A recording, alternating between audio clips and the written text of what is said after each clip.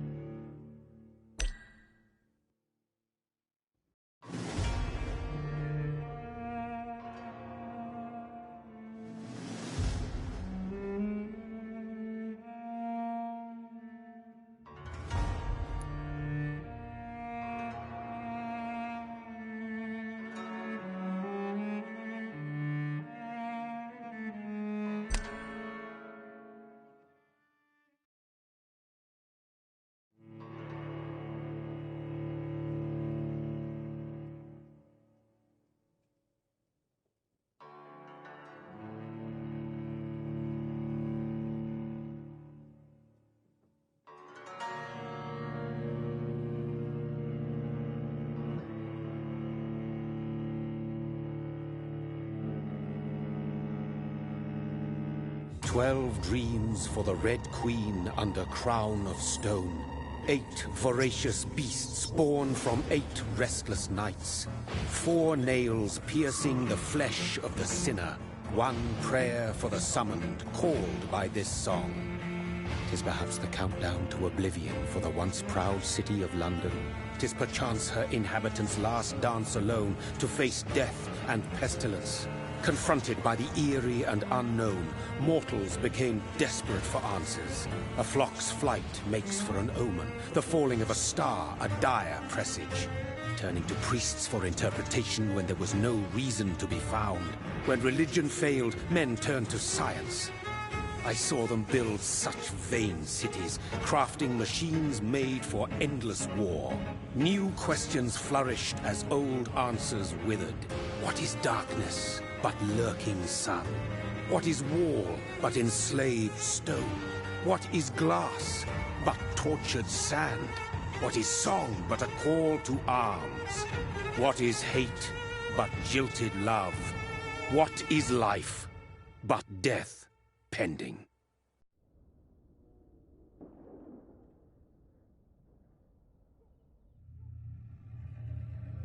Death. Since the apple was plucked from the sacred tree, mortality was believed to be God's punishment, a righteous snare to keep mankind from ascending to the stars. They were all so wrong. Death is not a wicked thing, nor some holy retribution. A true punishment would be to never know its sweet kiss. Awaken from the harshness and be born once more.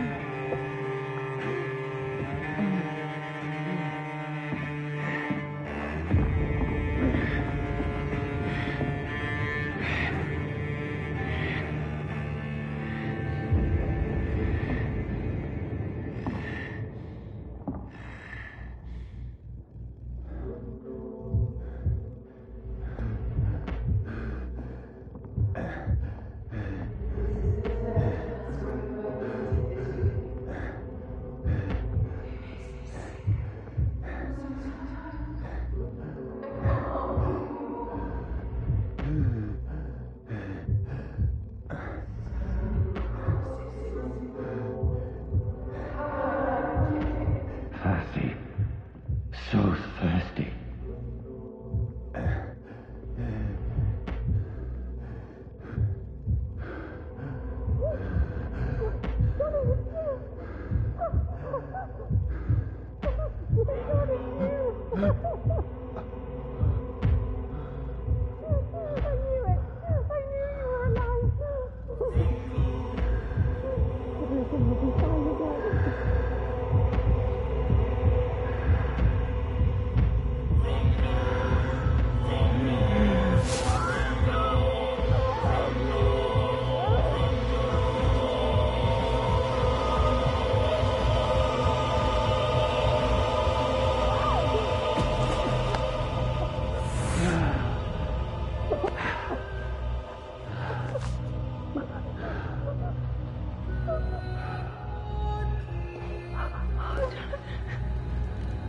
sweet brother.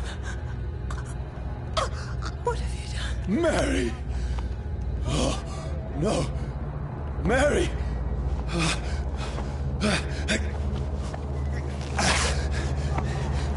Hold on. Please, hold on. Oh, God. Oh, no.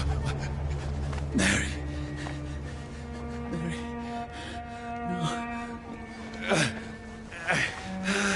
No. No.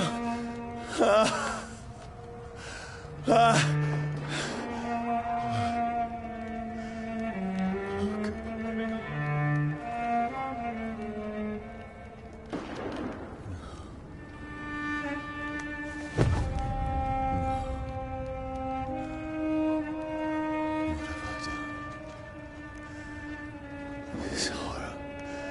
It's a nightmare.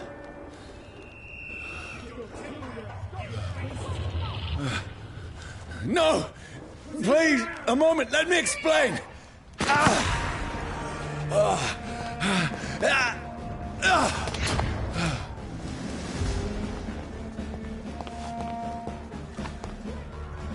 These patrols are after me. Easy does it, boys. No!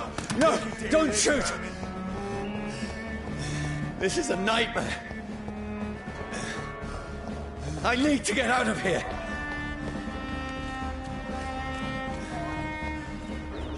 This can't be happening.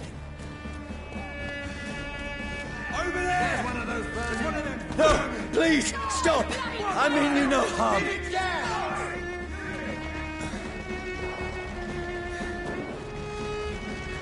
What's going on?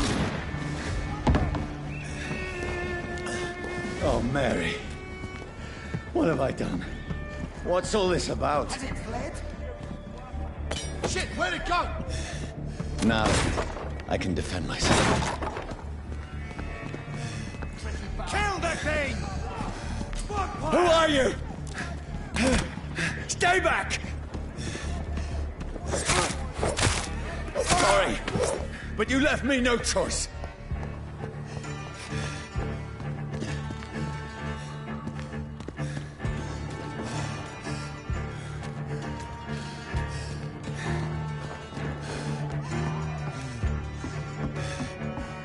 Who are you? Stupid beast!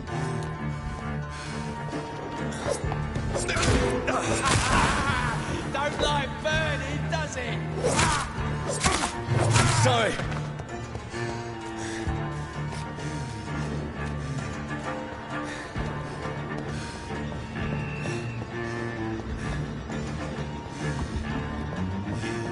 It ain't human! No, please, stop! Let's see how it likes a bit of fire!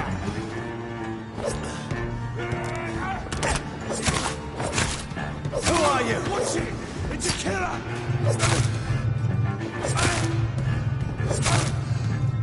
What do you want?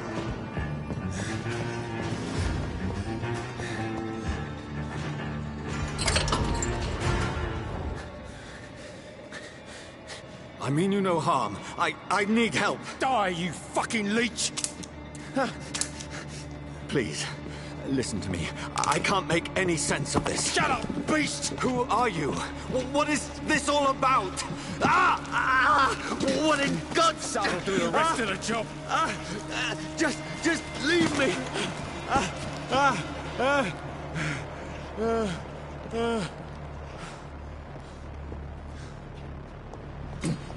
The sun. It feels like it's burning me to the bone.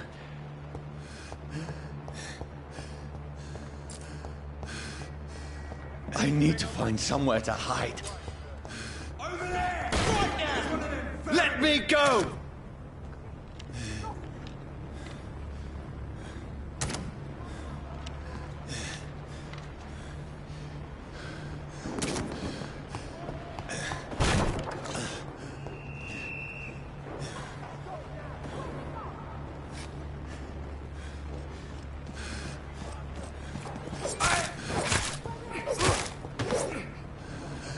I need to find shelter.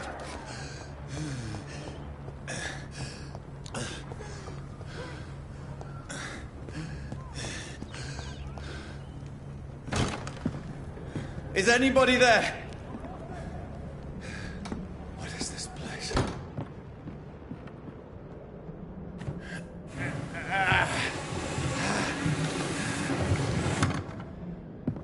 The place seems abandoned. I should be safe enough here.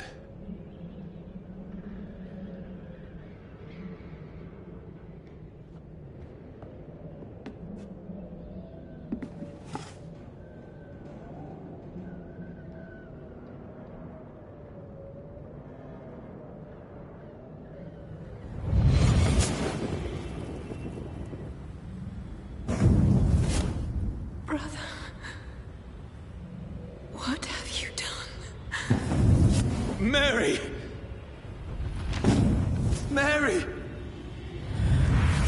Mary, I'm sorry. Whoever did this to us, I will find them.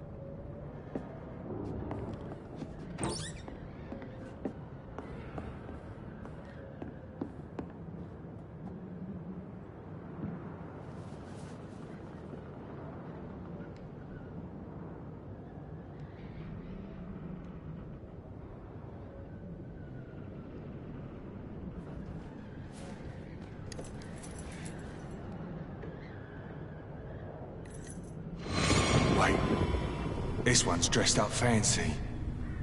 Let's run through his pockets. Picking the dead's pockets? Are you serious? I've still a rent to pay. He's got no more responsibilities. What's this? Gold watch. Beautiful it is. We fancy it and share the takings. I suppose we are undertakers. Now, give him an Eve.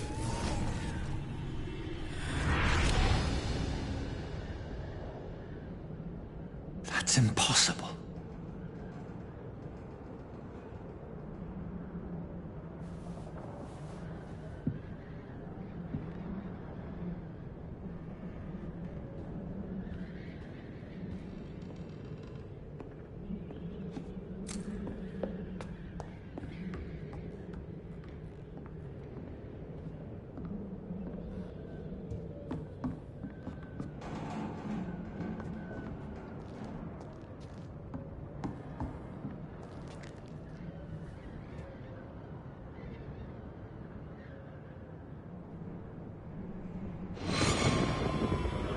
Dreams for the Red Queen that sleeps under crown of stone, that she might linger longer, her eyes as white as wool. Who goes there?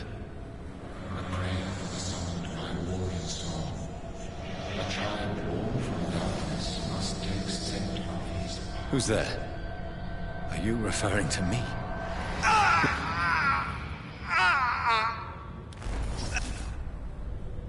No! No! I still have so much to accomplish.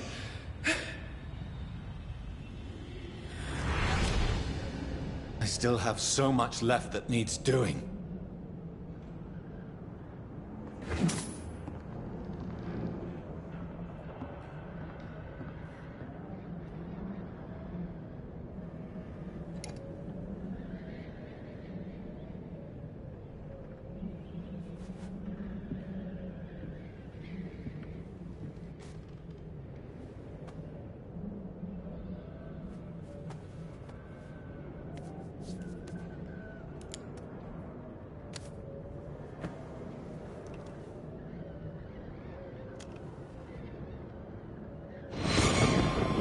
This one's lost.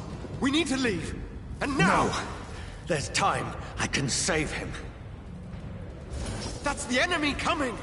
The orders are to evacuate the hospital! Done. He'll live. And now what? We fight. Killing is a hell of a lot easier than healing.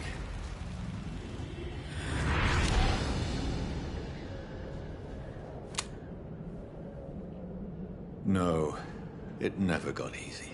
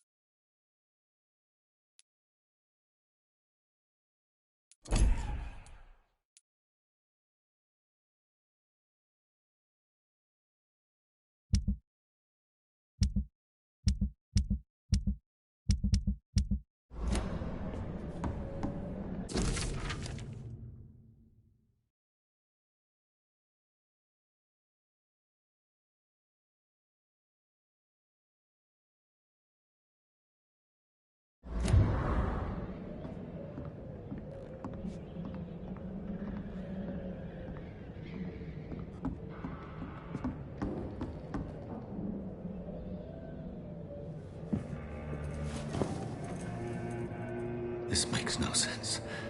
None of it. No sense at all.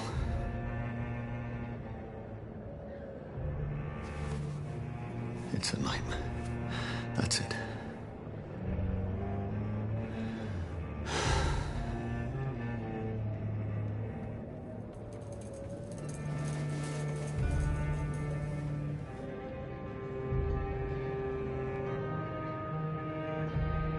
So be it.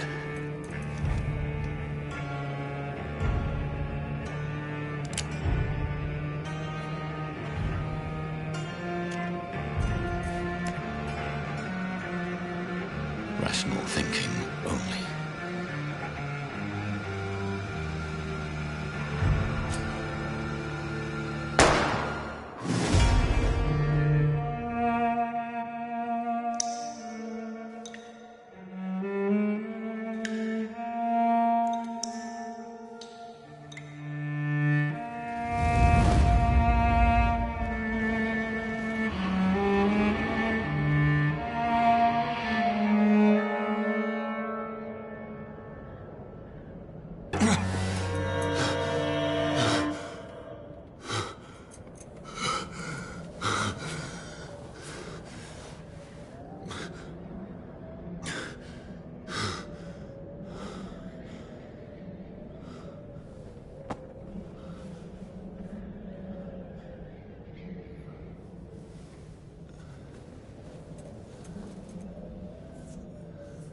This is absolute madness. I've lost touch with the real. Madness it is, as mad as the moon, who takes blinding sunlight into a glowing reflection.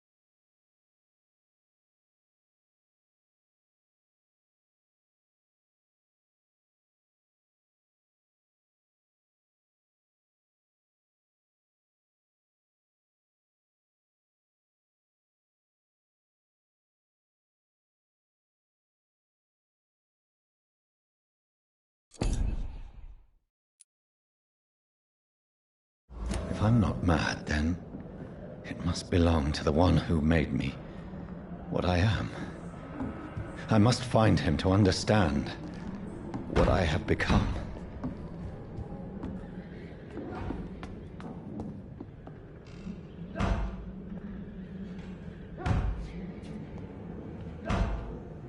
Where is it? It's closed. These people want me dead. I need to leave now.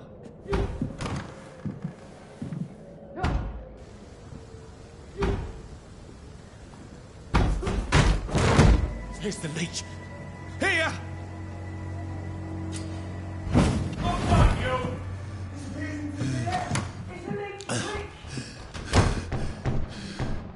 My head's spinning. Oi! Come out, you coward! It's locked, all right.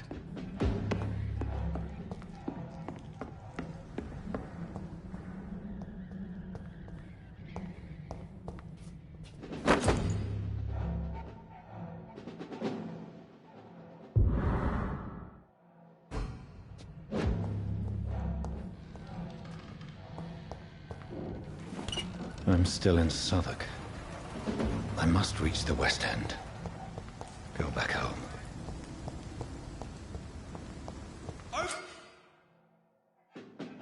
Die, vermin! There's one of them.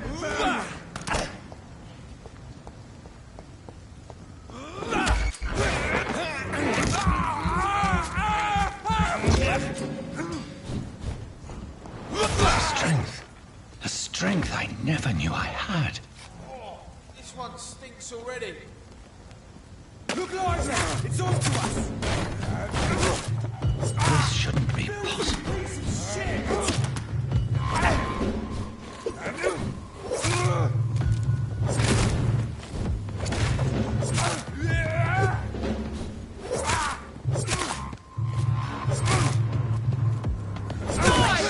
Every fiber of my being is afire.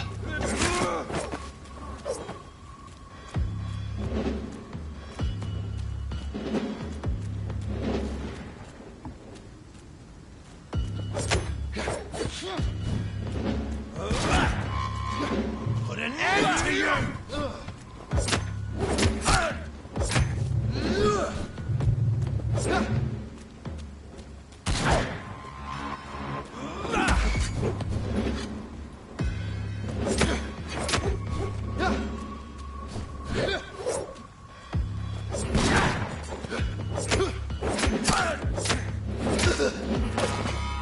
My strength.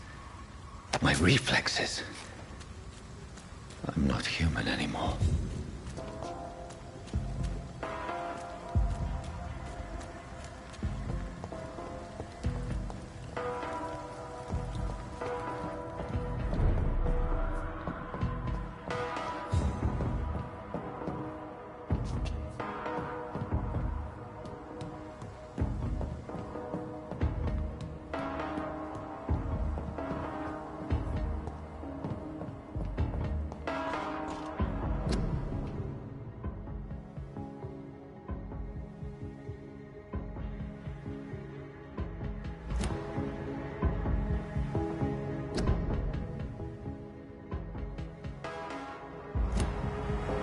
My poor sister.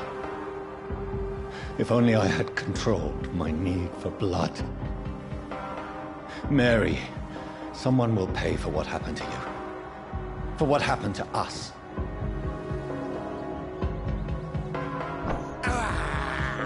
I have this thirst for blood.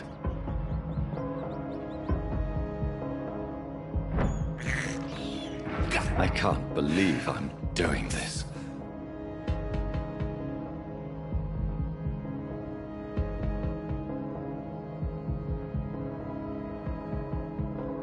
It's locked. It's locked, all right.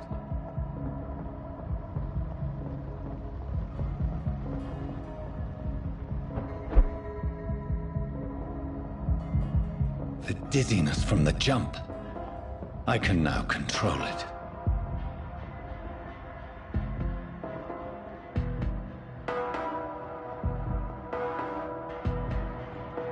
I cannot enter. It's locked, all right.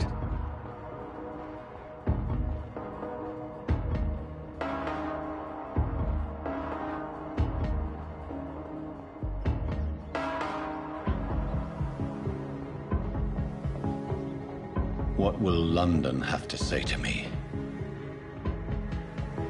I cannot enter. I've so many questions unanswered.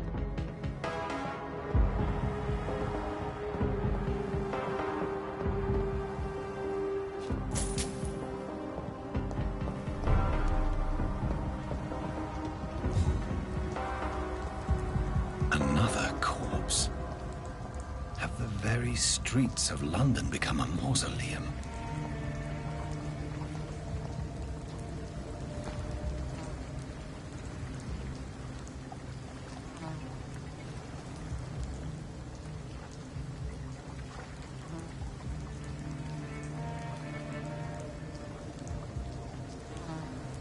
The man has been drained of all blood, but I can still smell the scent of it. I follow the scent's trail. Perhaps it will lead me to my assailant.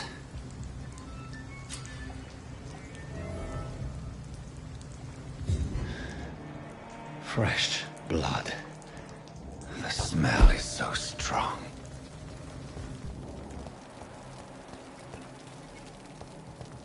Where has everyone gone?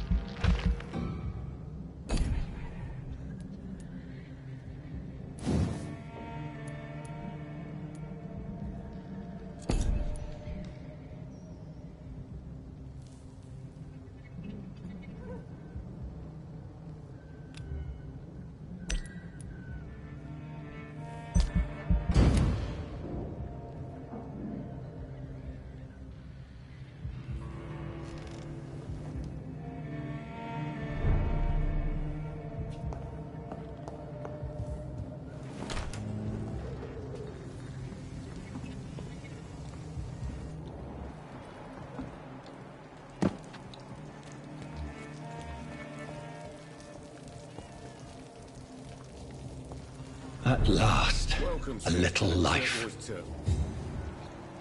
I hope I live long enough to see them wet blue boys get what's coming to me.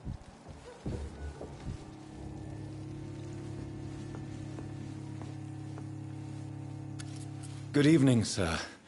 I wondered if I could ask for your help. Wow, you look like you need a drink. Yes. I apologize for my outfit.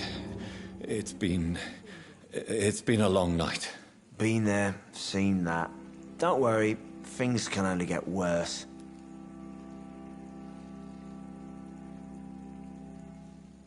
I think I'm losing my mind. Has anybody entered the bar recently? Can't say. Sorry. I spent the night making love to that gorgeous bottle, see? This is important, sir. Are you sure no one has come in here in the last few hours? I don't know and I don't care. This is a free country. People still have the right to come and go, don't they? What's going on around here? It's like everybody is hiding. You must be new here. Have you not heard about the murders? Everybody fears the return of the sewer dog. Are they stupid or something? I've never even been to India. Who is this sewer dog? It's the local bogeyman. Convenient answer for every crime that happened for decades. You murdered someone, blame the sewer dog, eh? It didn't deserve this. You make it sound like it's a fairy tale. People will always believe in monsters. It's easier than accepting their own darkness. Are they stupid? We can all be monsters.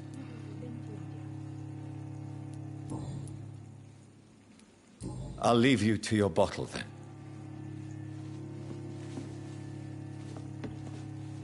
Hello, sir. Are you all right? Is there any way I can help you? I don't know. Maybe you could just talk to me. Maybe you prefer to speak with Tom, then. He's more agreeable talking to strangers.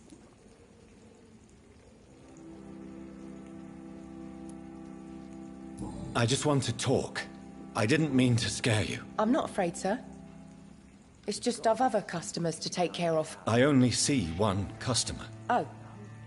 Well, yeah, of course. I mean, I best check on them.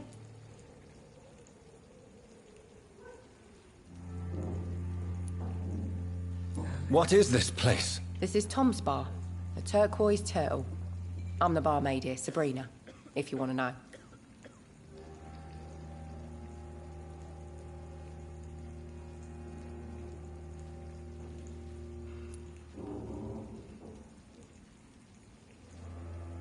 You don't seem to have much business.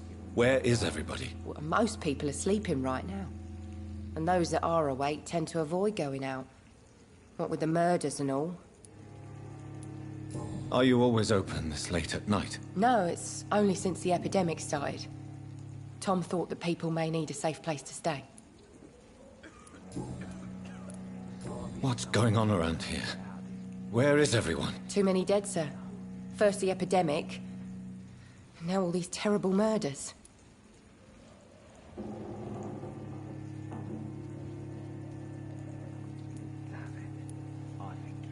The murders. What can you say about them? Bodies found in the streets every morning. Drained of blood. It's just horrible. Some say the sewer dog is back. The sewer dog? What's that? No one knows. People have always disappeared around these parts. The ancients say it's the sewer dog coming out to feed. But now he's killing in the streets. What have you heard about the epidemic? There's a Spanish flu. Yeah. Killed so many last summer. Thought we'd seen the last of it. Dozens dying every week. Are the authorities doing anything? Nothing. There are so many quarantine zones in London now. It's gotten really hard to travel across town. I'll leave then. Thank you. Get out of this bullshit mess. No?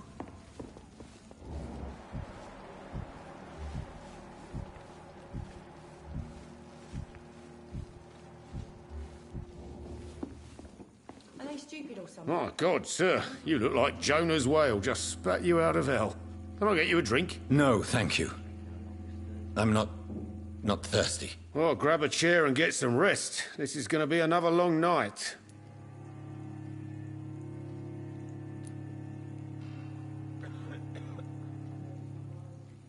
Why is it going to be a long night? You must be new around here.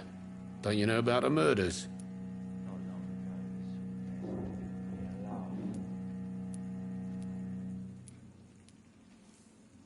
Tell me more about these murders. Every morning for the last few weeks, bodies have been found. And those poor sods didn't die of flu. Do the police have any leads on a suspect? Even before the outbreak, coppers never came round here. We're on our own. People die in these parts all the time, and no one cares. Where am I? Where is this place? You're at my bar, sir, the Turquoise Turtle. The last ray of light in this dangerous part of town. So you're open all night? Yep. Figured people might need a place to rest in these dark times. Aren't you scared? Scared of what? All the bad shit happens out on the foggy streets. And I never go outside. I'm looking for someone who might have passed through here recently. Wondered if you might help. It's been quiet tonight. The only other person I've seen went straight up to his room. Thought it was kind of rude, actually. You mean he's still here? Well, yeah. He paid for the entire week.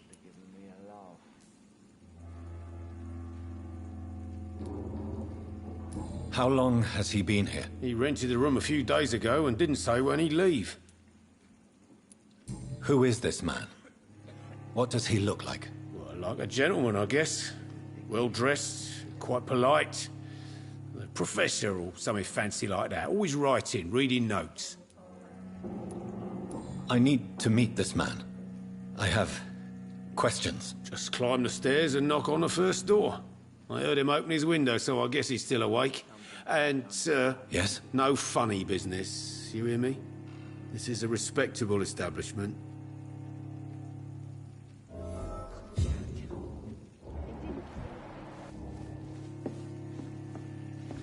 Damn it. I think drink no longer stirs me. This is no place for you. Prewen has several patrols roaming the area. They do not pursue me. But they're looking for vampires, and they're most efficient. They'll not relent until the killer has been identified. I have a common objective, but I require... Shh. I think someone is eavesdropping. Are you certain? You might as well come in, whoever you are. Slowly, vampire. Who are you? I mean you no harm. Say it, the vampire. Present yourself. I need a word with anyone.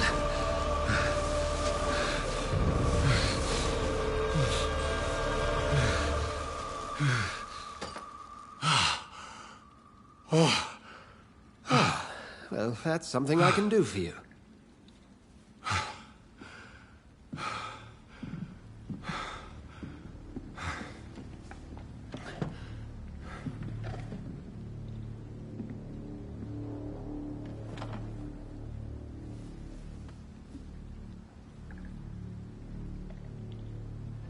And who...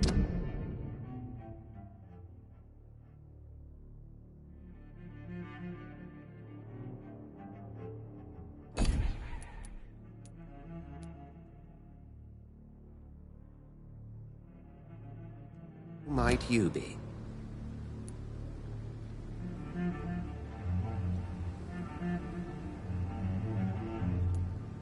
I'm not sure that I know anymore.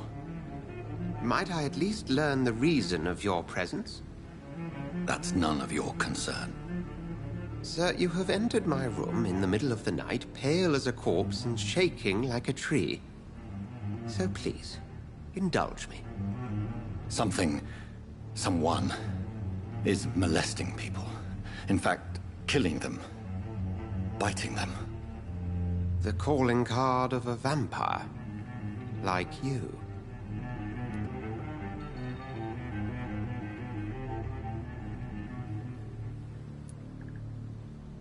I've been hunted down in the streets and attacked. I'm a victim here, too. I believe you. Then if you are not a vampire, who or what are you? Dr. Edgar Swansea of the Brotherhood of St. Paul. I'm performing an independent investigation here in an attempt to understand precisely what is going on.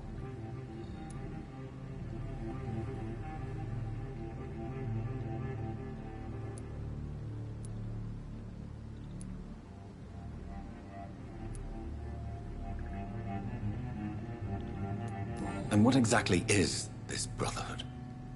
Sir, if the name is not familiar to you, then we shall discuss it another time. What have you uncovered concerning the murders? It started a few nights ago.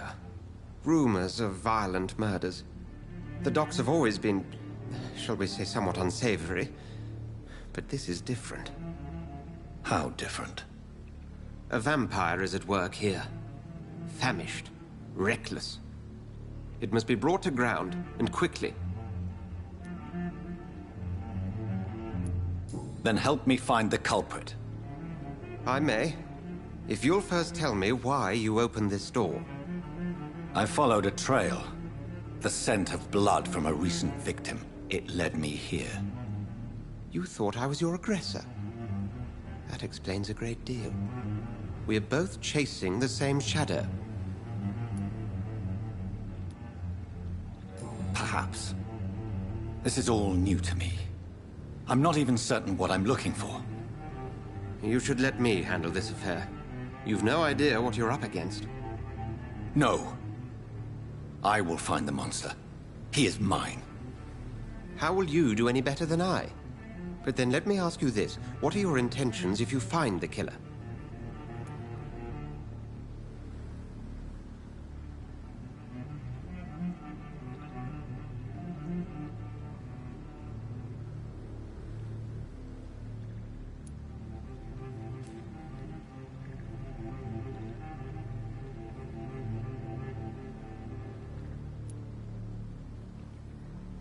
I will at last have the answers to my questions.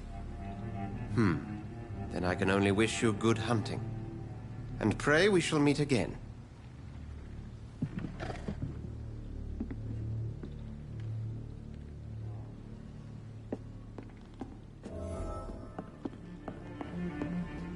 Please, leave me alone.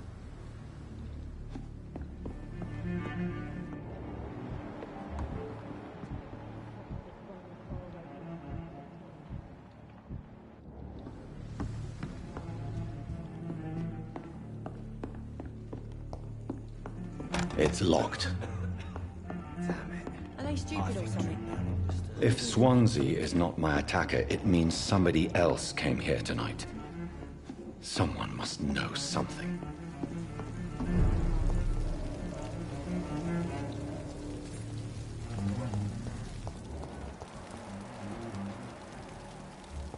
I will get to the bottom of this intrigue. What's been done to me, to this city.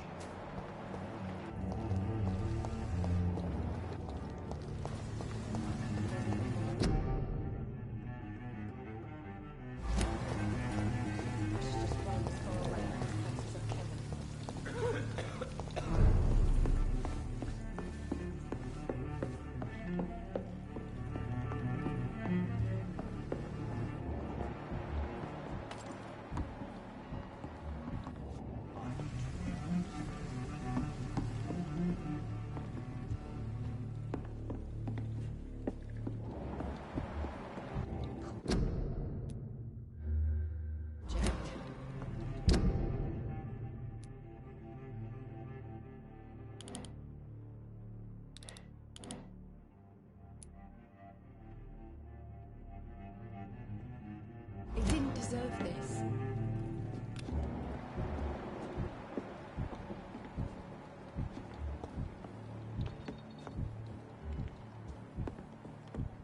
I'm certain we shall meet again.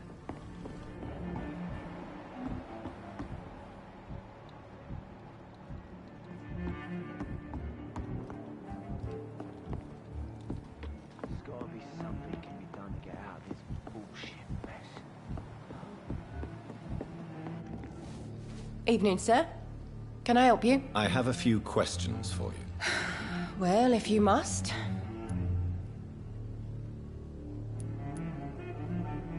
I spoke to Dr. Swansea. He's not the man I'm looking for. Now, I want the truth. The truth? What do you mean? I suspect that someone else was here tonight. And I don't think Tom wants to tell me about it. I'm just the barmaid here, okay? If Tom says you're the only visitor we had, then you're the only visitor we had. I can feel your fear, madam. Please, tell me what's going on. It's Will. William Bishop. He came in here earlier tonight and he... Well, I thought he was going to clock someone.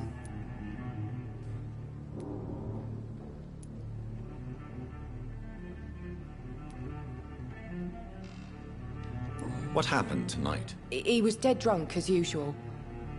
My God, his eyes. His face. He must have caught something awful. He shouted and cried. It was terrible. Why are you so afraid? I mean, his skin. His hands. I scrubbed every glass and every chair that he touched.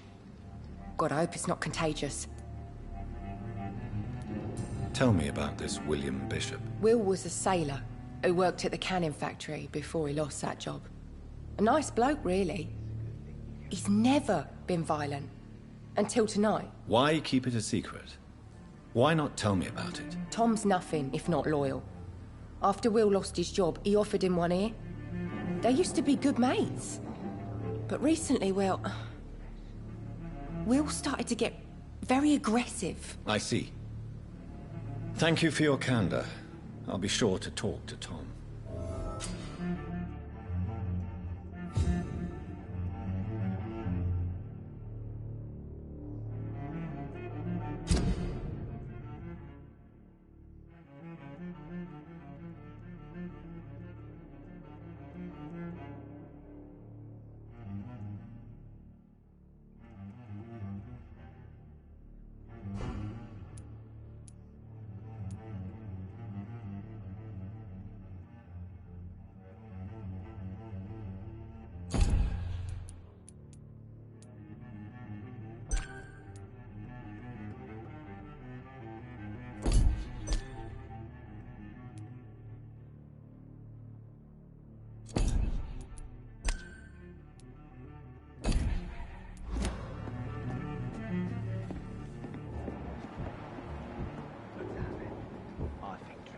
Stirs me.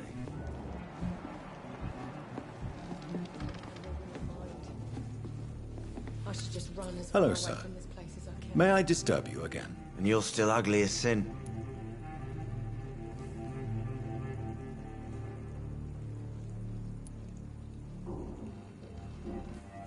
Has anybody entered the bar recently? Can't say. Sorry. I spent the night making love to that gorgeous bottle, see? This is important, sir. Are you sure no one has come in here in the last few hours? I don't know and I don't care. This is a free country. People still have the right to come and go, don't they? I'll leave you to your bottle, then. Welcome back. Did you find what you were after? I can't say I have. Are you sure no one else came into your bar before I arrived? Hey, I told you, you were the only other stranger I've had.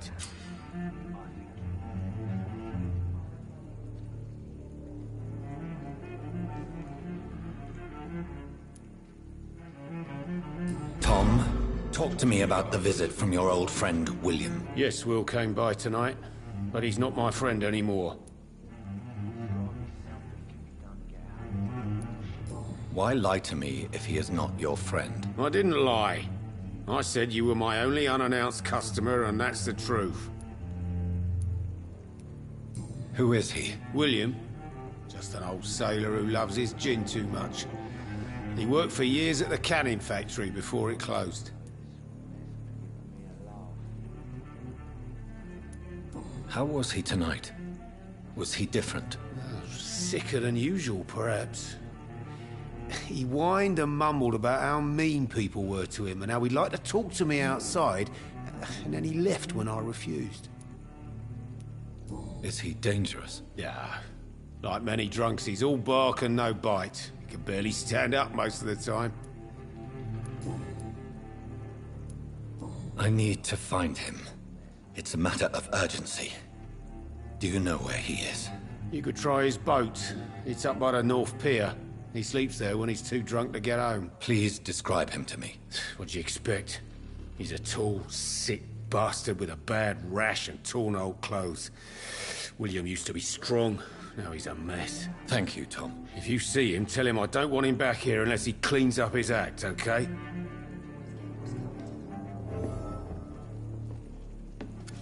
Hello, sir. May I disturb you again? And you're still ugly as sin. Has anybody entered the bar recently? Can't say. Sorry. I spent the night making love to that gorgeous bottle, see? This is important, sir. Are you sure no one has come in here in the last few hours? I don't know and I don't care. This is a free country. People still have the right to come and go, don't they? I'll leave you to your bottle, then.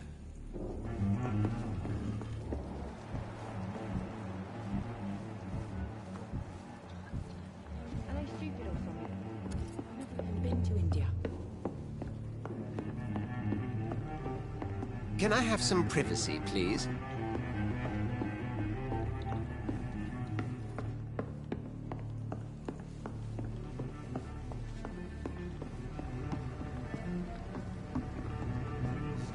Something can be done to get out of this bullshit mess. No?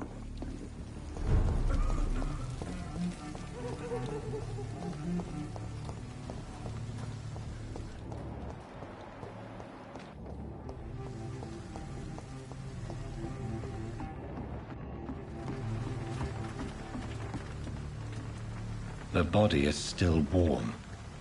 This man has just been drained of blood.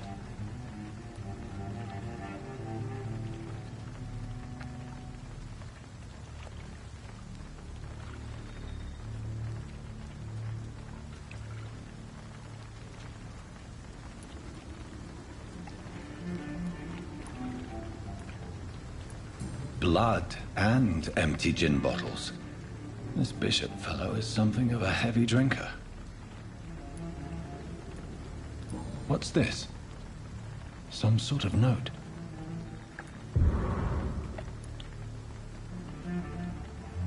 This man was armed. He tried to defend himself. This corpse has been dried of its blood, just like the previous victim. There are blood splats on the other side of the canal. I must reach that barge.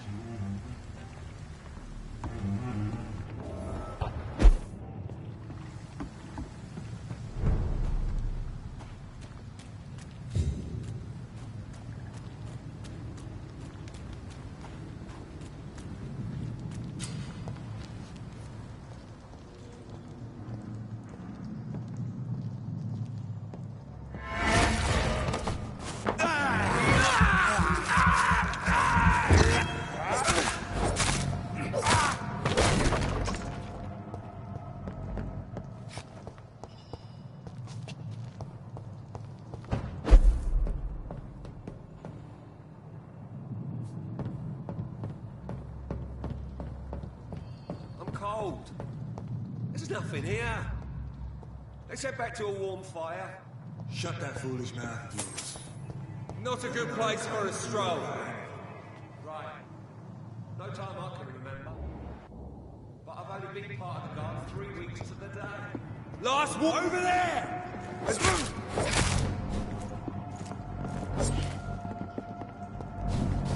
Ha! Doesn't like burning, does it?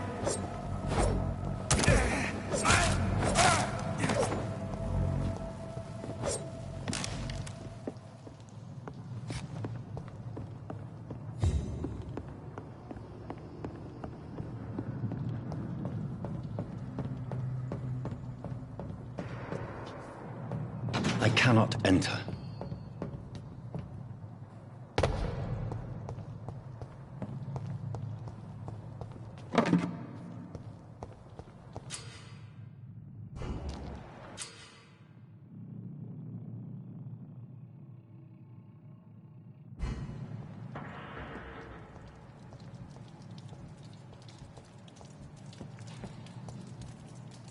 Stupid fucking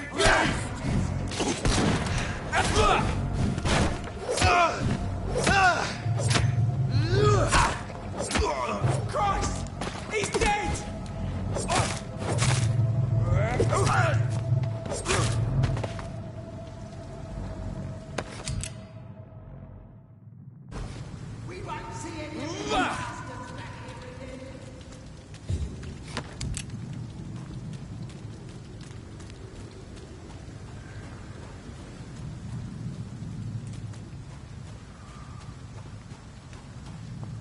That's this nest of them cleaned out. Steady, boys! Watch out!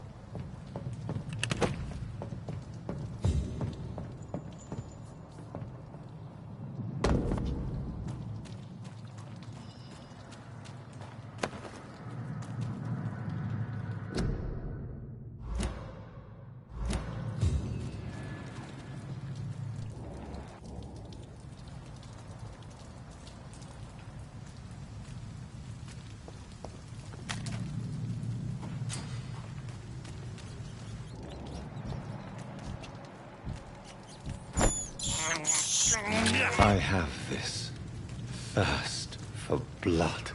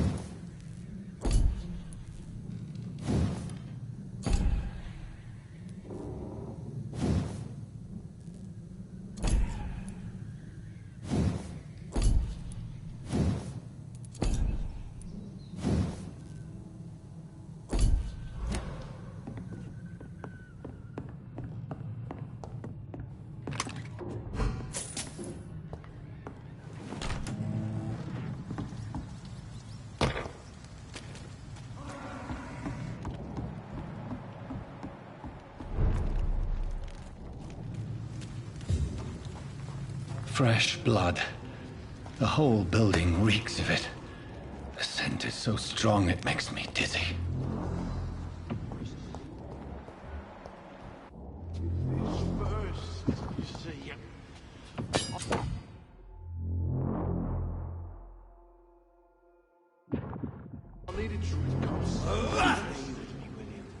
As one, we shall overcome this. We've done it before. This place reeks of bloodshed. I must have more. Oh, dear This creature is bedeviled. I must put it down.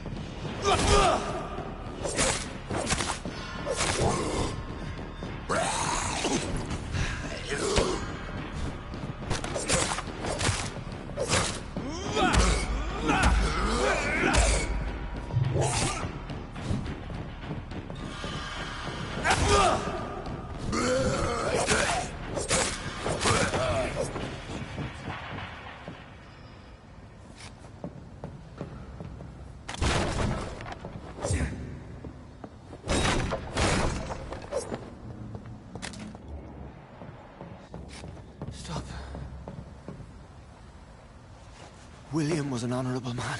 I could have saved him. Mr. Hampton, are you in there? I knew him well, another lost soul, a kindred spirit. Sir, listen to the sound of my voice. I'm a doctor. You're suffering from shock. I must return to my flock. They'll stray without me.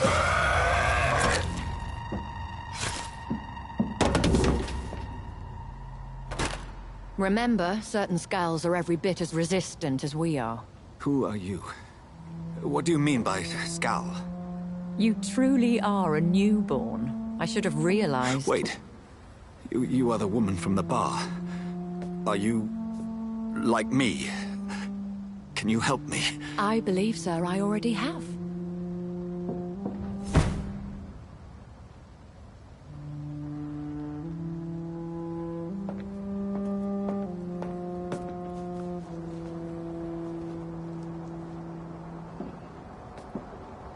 By George and the Saints, you've solved the mystery of these terrible murders. Patience, good fellows, I've come to offer help. Just give me a moment to secure my boat. We can leave this awful place.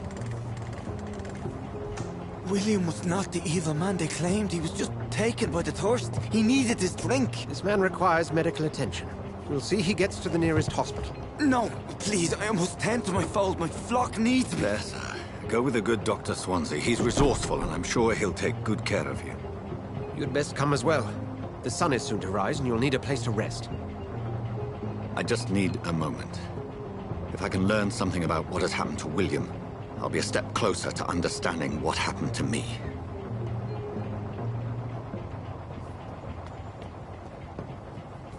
This poor creature can't be my maker.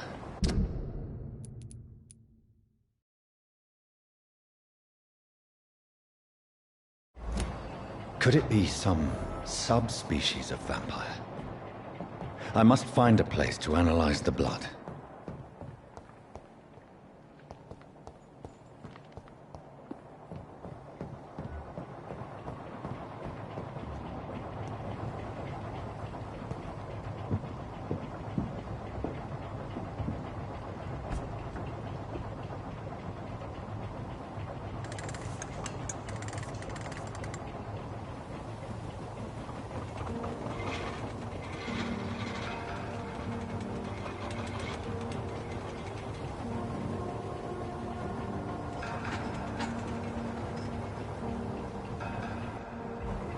Where are we headed? We're on our way to the Pembroke Hospital. It's just across the canal. They'll have a bed for poor Mr. Hampton. William was... what manner of creature was he? Predator, prey, villain, and victim. Who can say? The important thing is that he's been stopped. Duly noted. And the woman? What... who is she? What woman? Oh, don't play me for a fool. You used me to locate that skull. You must know who she is. And I thought you a gentleman. You shouldn't talk about a lady behind her back, but I will tell you she values her privacy. Were London as peaceful as she appears from the middle of the canal? If only that were the reality of the situation. To be honest, I've always tried to avoid this part of town. Pembroke Hospital is the last bastion between the rest of London and the epidemic. The flu has decimated the East End and the war still rages. Welcome to the front lines of a plague. This is where you work, Dr. Swansea? I am the administrator of Pembroke Hospital. I thought you were here in service of your mysterious order, the Brotherhood of... Of St. Paul's Stole, yes. But first and foremost, I'm a man of science. A physician, like yourself, Dr. Reed. How do you know who I am? No need for modesty. You are Dr. Jonathan Reed, a surgeon of some caliber and renown, if I'm not mistaken. You are correct, sir. I knew it. I had my suspicions. But when you took the blood sample from the corpse of poor William, I was certain. Dr. Reed. Marvelous. Have we met? I attended 3 of your seminars before the war. I have the utmost admiration for your research. And what a turn of fate. England's most esteemed blood specialist returns to London a vampire. That word, again, from a so-called man of science. I understand. Traditionally, the role of science is to refute myth, but when myth walks among us, the Brotherhood of St. Paul has dedicated its purpose to their study. There's so much for you to learn. Of that, you are right. Well, then let me be blunt. Join my staff at Pembroke Hospital. As a physician. I suspect you'll not find a better post of employment to contemplate your predicament. This is sudden. I was returning home to see my sickly mother. But alas, that was before contracting this... affliction. Dr. Reed, take a moment to consider. The post would be for the night shift, providing a good explanation for your absence during daylight hours. You'll be adequately reimbursed, and have a place to hide. I even had the forethought to bring some clean clothes.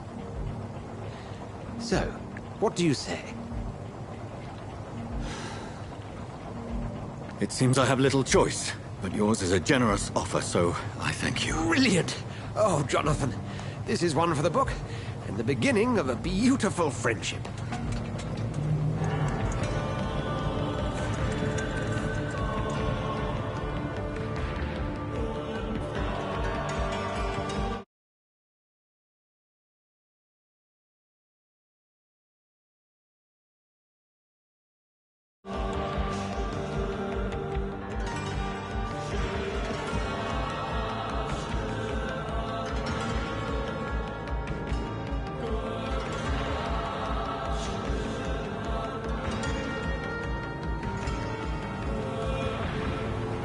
Dr. Swansea, thank goodness. I was beginning to be concerned.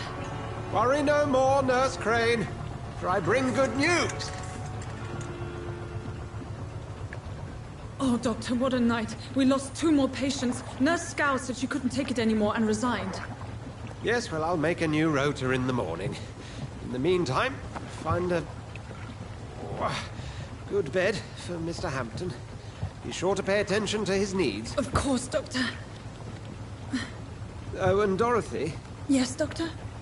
Dr. Reed here has just returned from the front. He served King and Country and will be joining us here at Pembroke. We're very lucky to have gained a surgeon of his talent, and one so experienced in blood transfusions. That is good news indeed, Doctor. Oh, yes.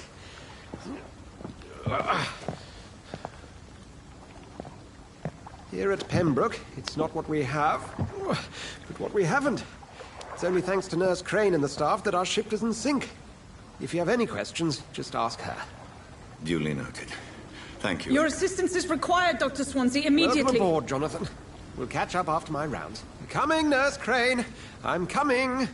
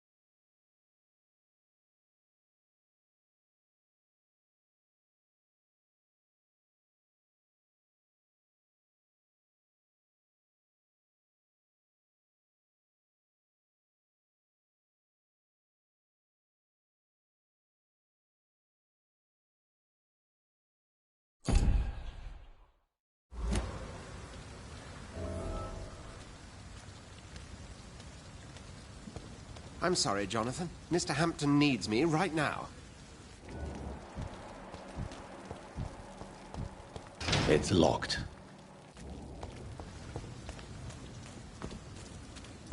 Come on, you bastard! You can do better than that! Nah! It's my turn!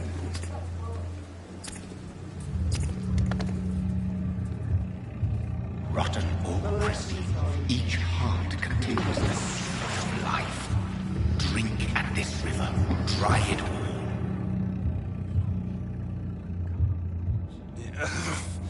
Oh, come on, you bastard! I won't bite. Sir, please. You've lost too much blood. Calm yourself. You think I didn't notice? Stop your staring and get me to an hospital, you arse!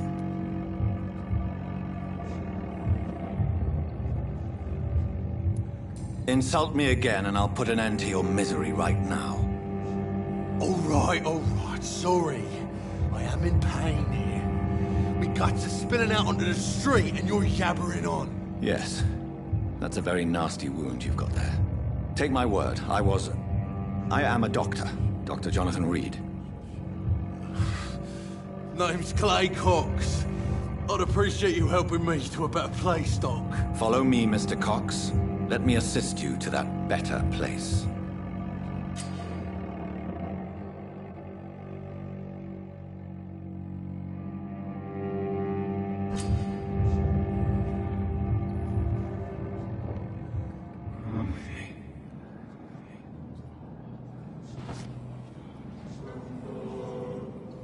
Bring this fading light into the shadows. Dance with him the dance of life and death.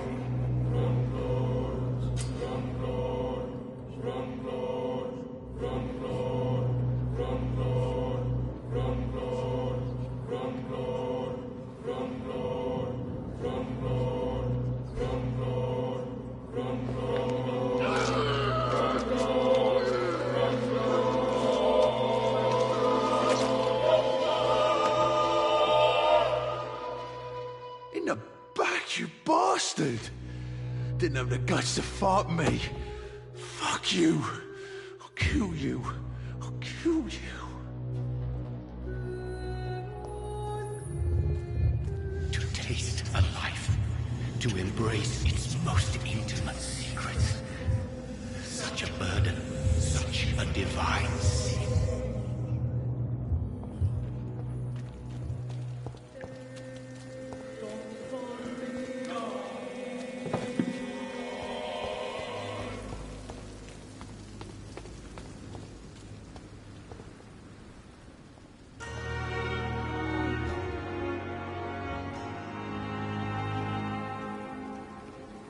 Good evening, nurse. I'm Dr. Jonathan Reed, the new surgeon here at the Pembroke. Dr. Swansea has already told us about you, sir. I'm Nurse Gwyneth Brannigan. Welcome to the Pembroke Hospital. Did he really?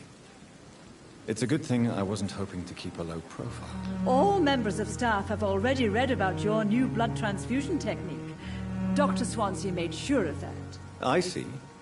Well, I'm a little surprised, but I suppose I'll just have to deal with this unexpected notoriety. You must know, blood transfusions are Dr. Swansea's primary subject of research. He is convinced it is the future.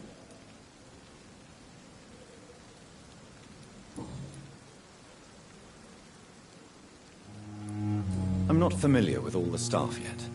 Perhaps you could help me. Brilliant professionals, most of them. Dr. Swansea has a gift for recruiting talent. Most of them. Is there a problem I should know about, nurse? It would be inappropriate for me to speak ill of a colleague.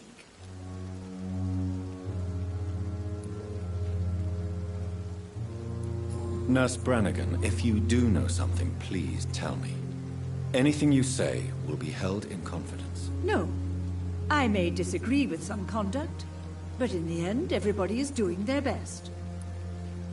Is there anyone that stands out? Well, I have never met someone as dedicated as Dr. Tippett.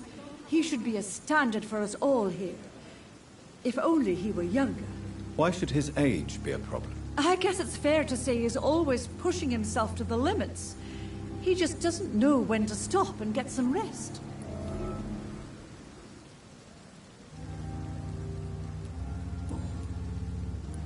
How are things here? Not good, to say the least.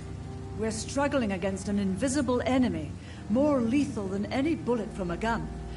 It's hard, Doctor.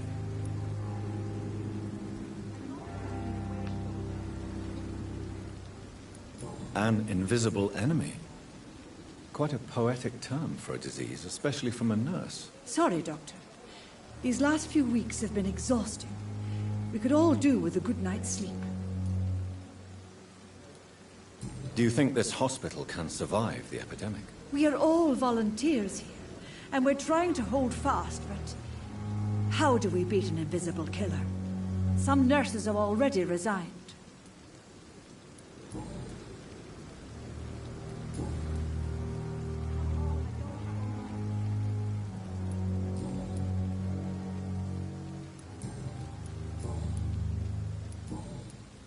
Goodbye, nurse. Call me if you need assistance. Dr. Swansea asked me to collect you, Dr. Reed. Hurry up. Doctor, where have you been? I've little time to play hide and seek with new staff members, no matter how illustrious they may be. I apologize, nurse. I needed some time to myself. This has been the longest and strangest night of my life. You delivered poor Mr. Hampton from a terrible fate. The means to that end should be of little concern, Doctor. Thank you, nurse. What can I do for you? Dr. Swansea insisted we provide you a quiet office.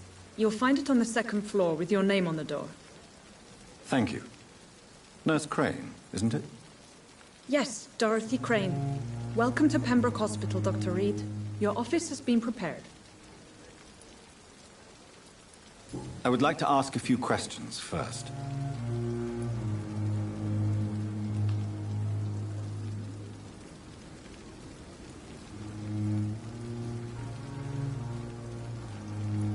And Mr. Hampton, the patient we brought in, how does he fare? I gave him a sedative to help him sleep. Poor thing was in quite a state of shock. What kind of man is Dr. Swansea? Well, you accepted the job from him. I thought you would have known about your employer.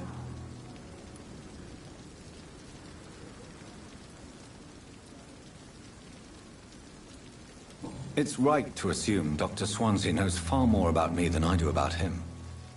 You'll get to know him soon enough, and better than me. The administrator has better things to do than mix with us. Apologies, I've only just met him the once. This is sudden. I've only just returned to England. Dr. Swansea is a brilliant surgeon and the most compassionate physician. If you could point me in the direction of my room again, nurse. Second floor of the hospital, left after the stairs. It's the last vacant office at the end of the corridor. Thank you, Nurse Crane. No time for self-pity. It is the last thing our patients need.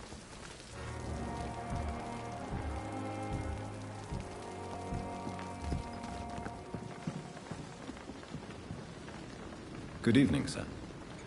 So it is true. The famous Dr. Reed has joined us. I can't think of any better news during these terrible times. Do we know each other? Actually, yes. We met once before, at the Rockefeller University in New York. Dr. Tippett, yes, I remember. I was assisting Professor Carell in his research about coronary bypasses. He had nothing but praise for you. He was also very confident about your future. And look at you now. Eminent surgeon and blood transfusion specialist.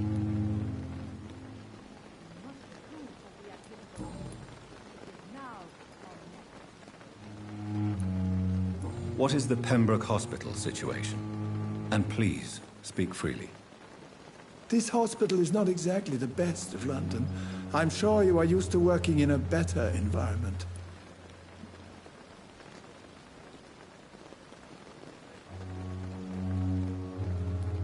It's more than enough. In any case, the personnel of a hospital are much more important to me than the building.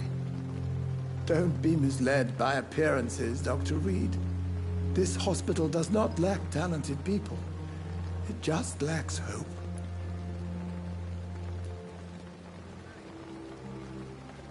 What is the Pembroke Hospital situation? And please, speak freely. This hospital is not exactly the best of London. I'm sure you are used to working in a better environment. It's more than enough. In any case, the personnel of a hospital are much more important to me than the building. Don't be misled by appearances, Dr. Reed. This hospital does not lack talented people. It just lacks hope. What can you tell me about the staff in the hospital? Some are really good, and others are not so good. But during this troubled period, there is no time for slander. I prefer to focus on the positive character traits.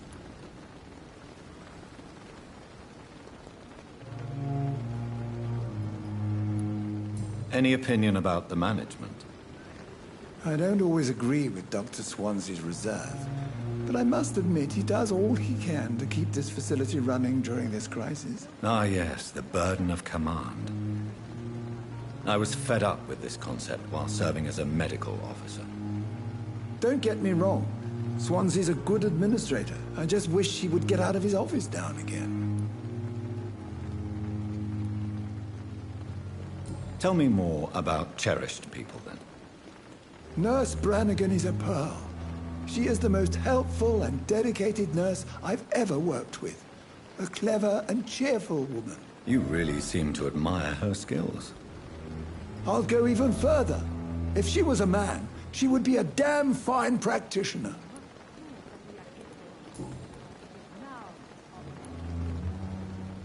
You're exhausting yourself, Corcoran. Maybe you should think about preserving your strength. No. We must keep on healing all those poor souls. We are the last rampart before chaos. Once more unto the breach.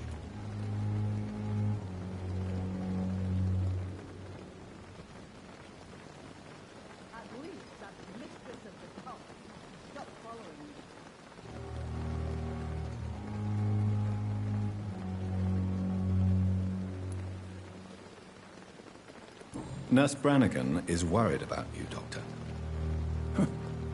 She should not have told you that. I will have a word with her. You don't have to blame her for her honesty. I'm not that kind of man, my dear Jonathan. Actually, Nurse Brannigan's opinion is the only one I may listen to.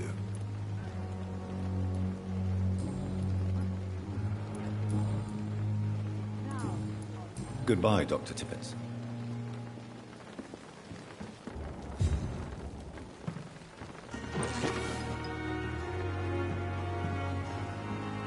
Good evening, Nurse Brannigan. Good evening, Doctor.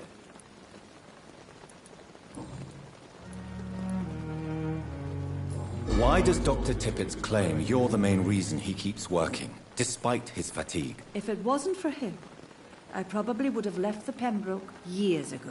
Dr. Tippett does not think of you as just a nurse anymore, does he? If you're suggesting he's not taking my gender into consideration when it comes to medical practice and knowledge, I really hope he doesn't.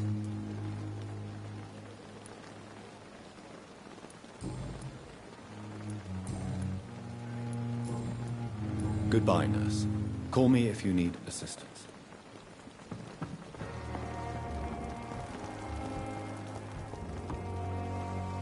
Good evening, sir.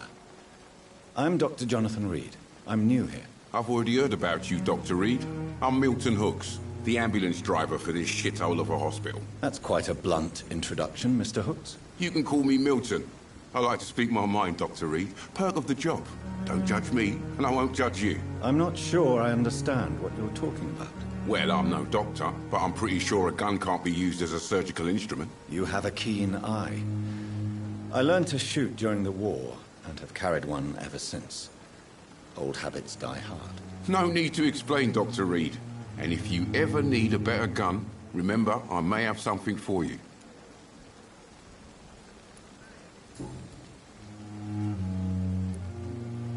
How is the situation around here? You want to hear the situation is all right? It's fucking awful. We lack everything, and it's getting worse every day. So what do you do exactly in this hospital? Apart from smuggling guns, I mean. I've been an ambulance driver since... too long, I guess. I bring sick people here night and day.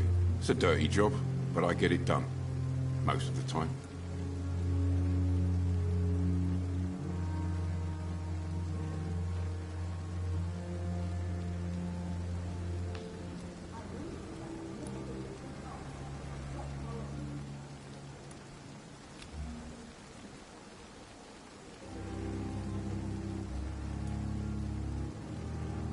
Since you're on the front line, how is the sanitary situation in this vicinity? It's a complete disaster.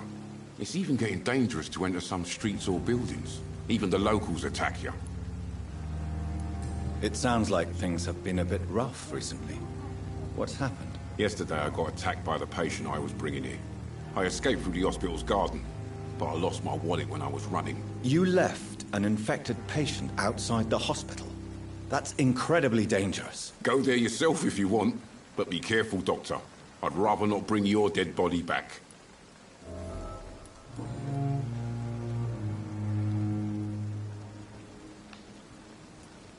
Are you really smuggling weapons through the hospital? And why not? I've already been attacked by patients, you know. And by gang members willing to steal my money. But you're not defending yourself. You're selling guns to civilians. You keep people alive your own way, Doctor. I offer them another way to protect their health.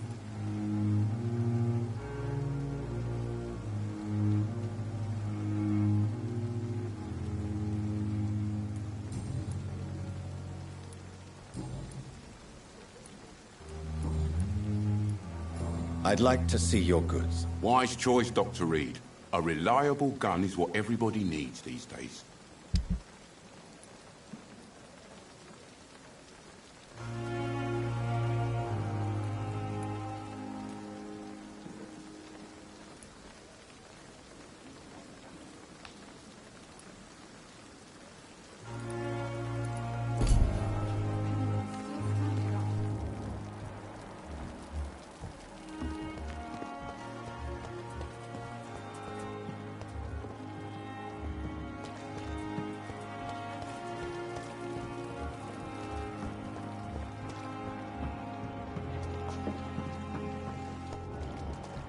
Dr. Swansea is right. This place seems perfect to conduct my research. Good evening, Dr. Tippett.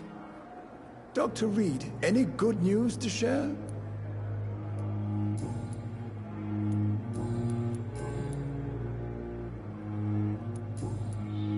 Goodbye, Dr. Tippett.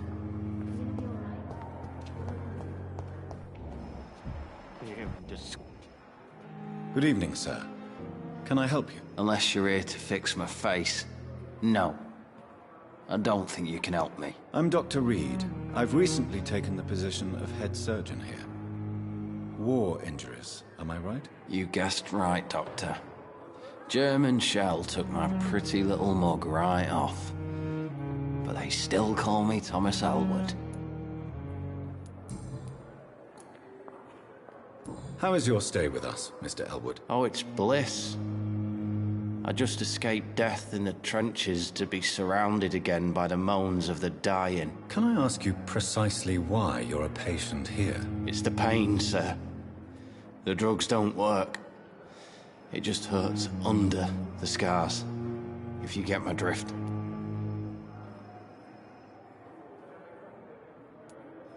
Who is treating you? Is someone in particular looking after your case? Nobody since the old and tired doctor spoke to me. Started to think I was forgotten about. Wouldn't blame you. You don't seem worried by that. My face hurts so much more when I smile or cry. I've learned it's easier not to speak. But be assured I'm smiling inside.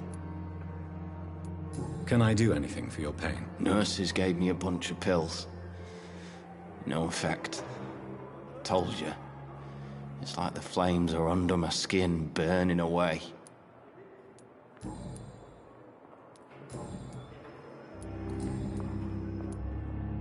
Where were you stationed, sir? Did you serve for long? I really don't want to talk about all this shit. No offense. I was pushing too much. I served in France myself. I just wanted to know what happened to you. You were an officer, weren't you? Then I doubt we fought the same war, sir. No offense. Goodbye for now, Mr. Elwood. You disgust on every street corner. The daily... Good evening, Mr. Hampton. How do you feel? Dr. Reed, is it? Oh, sir, I must apologize for my behavior. What do you mean? I was not myself in the factory. Fear and exhaustion made me say awful things to you, I'm afraid. You remained perfectly nice and polite. A little delirious, perhaps. But who wouldn't be after enduring an abduction? Thank you, Doctor. That's a relief. Now all I need to do is rest and return to my flock.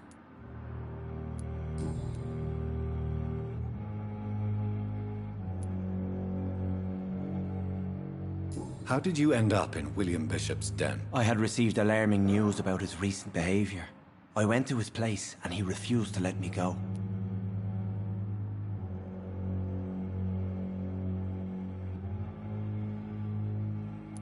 Why did he abduct you? William was an alcoholic. His addiction suddenly changed to blood. I don't know why. Just like a patient I met here. This Miss Hawcroft. You dared to enter this awful place alone. You're a hero, Mr. Hampton. Or a fool. I'm just a man trying to help his friends, Dr. Reed. William Bishop was a conflicted soul, searching for light. What is the general situation in the East End docks? The situation has always been tough, with a lot of tensions between the gangs and the dockers' trade union. The Wet Boot Boys are very nervous since they lost their leader.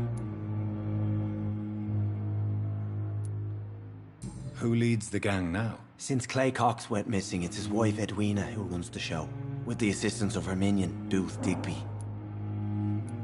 Has the gang been threatening you? Ah, no. I've had this nickname for so long, you know, the sad saint of the East End. No one dares to bug a saint, not even criminals.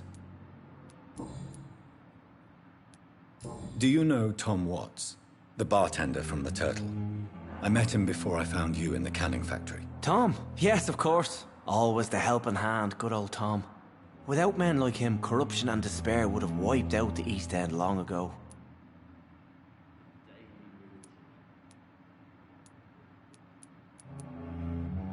Who should I avoid in this part of town, then? Any particularly evil figures? Not really. Most men and women are just doing their best. And it's not my habit to speak ill of people I know, Doctor.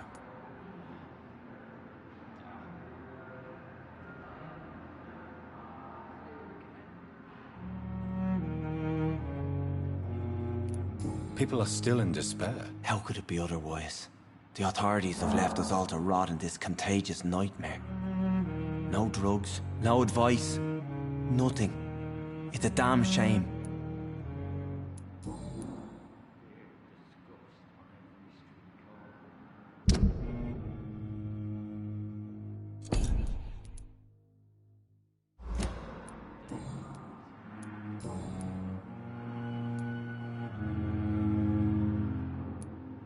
How do you feel, Mr. Hampton? Medically speaking, I mean. I feel exhausted. Beyond exhaustion, actually. William drank so much of my blood in his madness. I feel empty. You're in good hands here. Dr. Swansea is well versed in blood transfusion, and I'm sure he'll take the best care of you. Thank you, sir. I believe all I need is rest. And then I can go back to the people who need me. What do you do for a living, Mr. Hampton? I can't help but notice the cross around your neck. I manage a night asylum for the poor and homeless of the docks. And I try to guide the lost and hesitant on the right path to our Lord.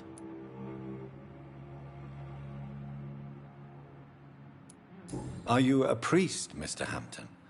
A deacon, maybe? Not at all, Doctor. I'm just a man of faith willing to preach the good word. Why didn't you use your cross against William Bishop? To repel him somehow? That's a very strange question, Doctor. A cross is no magical token, if that's what you were trying to say. Not mine, anyway. Have you made friends since you arrived? Not really, but I recognize Miss Harriet Jones. I knew her when she lived by the docks. That poor woman had such a miserable life. You never came to see her here at Pembroke? Receiving visits when sick can be an important part of the healing process, you know. We're not just bodies. You're preaching to the converted now, Doctor. To be truly honest, I thought she was dead.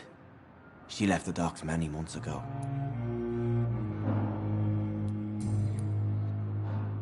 Goodbye, Mr. Hampton. We'll talk again later.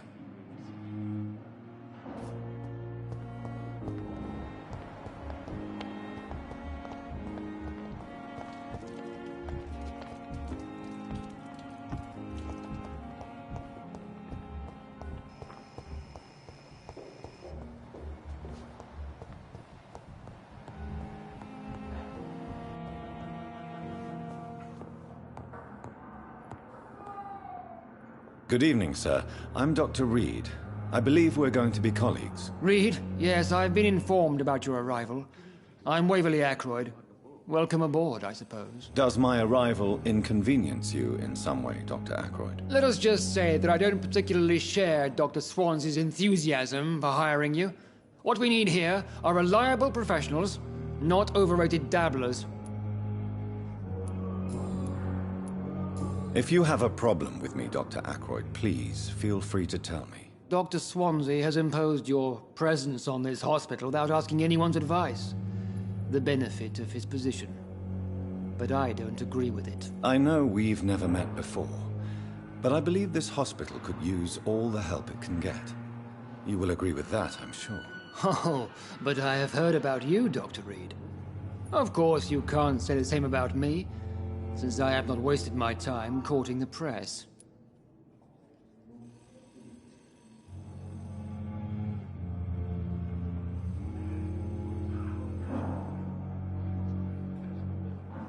You are going to change your tone with me, my dear colleague, and very quickly. I don't think so.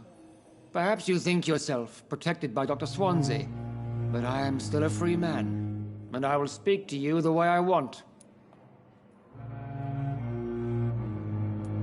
Since your tenure in this hospital is longer than mine, perhaps you can tell me more about this place. Let's just say I'm tired of the carelessness around me. I have always respected the skills of Dr. Swansea, but over time his enthusiasm has become displaced. Carelessness? Exactly what are you talking about? We're here to save lives.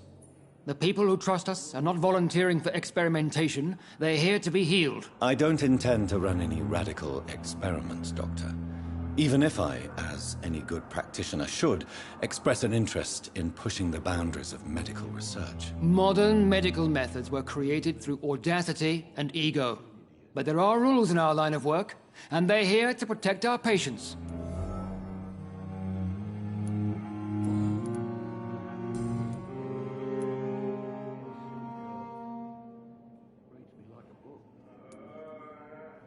It seems you have bad memories of your military service. I refuse to see this industrial slaughter as scientific progress. War only reveals the worst in men. We can at least agree on something, Dr. Ackroyd. I don't know what you've heard about me, but I have already proved my value as a practitioner. I don't question your skills, Dr. Reed, but your motive. Is it money, fame, or are you truly dedicated? And what exactly is that supposed to mean? I served in the war just like you. But unlike you, I did not use the wounded to play the modern sorcerer. Be careful what you insinuate, Dr. Ackroyd. I only want you to admit you used those men to improve your theories.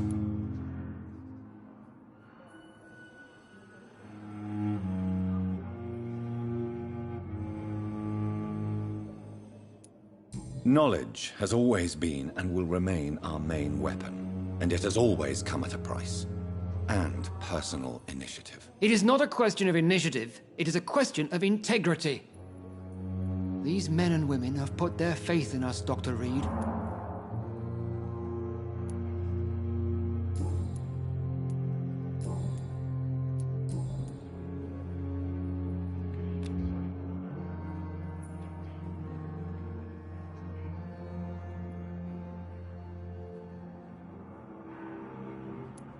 Thank you for your time. We'll talk later. I'm alright. Don't waste your time with me. Good evening, sir. I'm Dr. Reed. May I help you? I don't know if a third opinion is needed. Your colleagues are already arguing about my condition. I see. Would you mind telling me more about your situation? I'm Harvey Fiddick. All I want is to get me bloody arm fixed properly.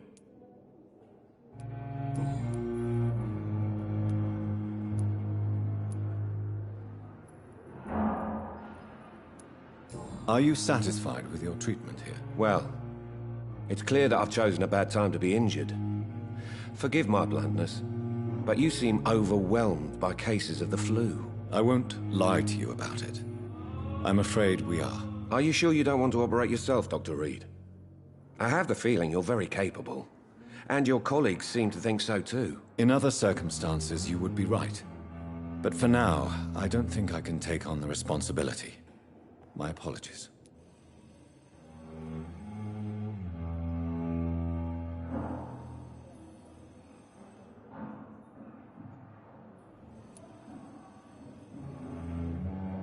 Tell me about yourself, Mr. Fiddick. I'm just a regular guy waiting to get his arm fixed, so I can return to work and to my family. I was more curious about what you were doing before being hospitalized. I'm a carpenter, and a good one too. But that means I need both arms to feed my family, Dr. Reed. Tell me about the doctors who are arguing about your case. Strickland and Aykroyd. They both want the best for me, but there's a lot of pride there. Doctors are no different from carpenters, it seems. What do you mean? I often had professional arguments with rivals on a building site. Difference is, I disagreed about wood and nails, not flesh and bones.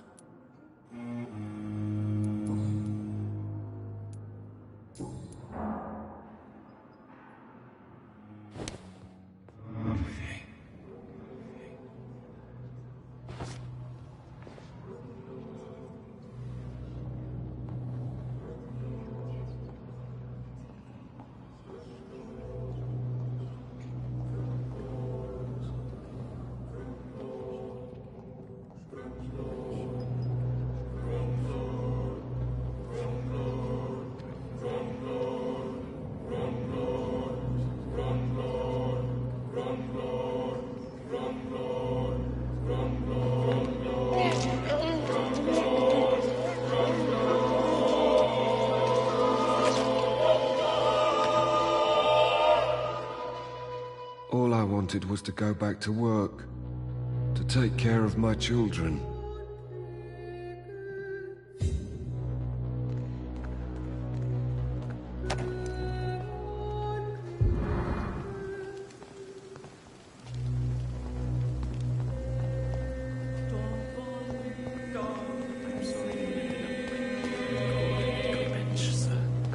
I understand you. Be very angry about this unfair situation. It's locked. Grave as your wife.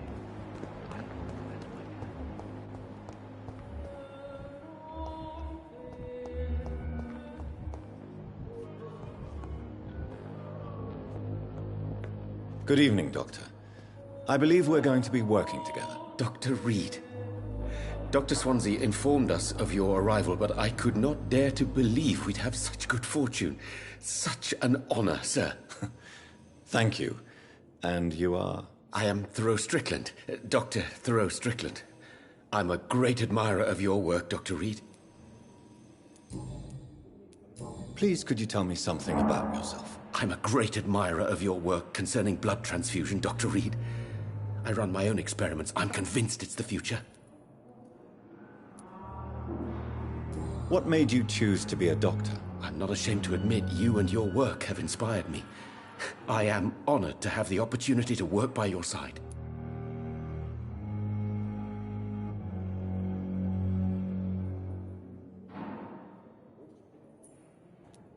It's always a pleasure to share scientific and medical knowledge with someone eager to learn.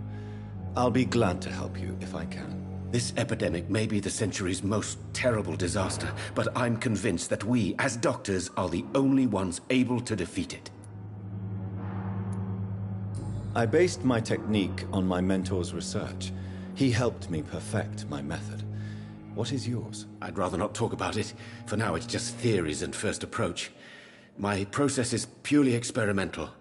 And unsuccessful. As long as you're cautious and methodical, you may remain empty-handed, but you won't fail. You're not the first one to warn me, but I am convinced knowledge is the main weapon against the ravages of this epidemic.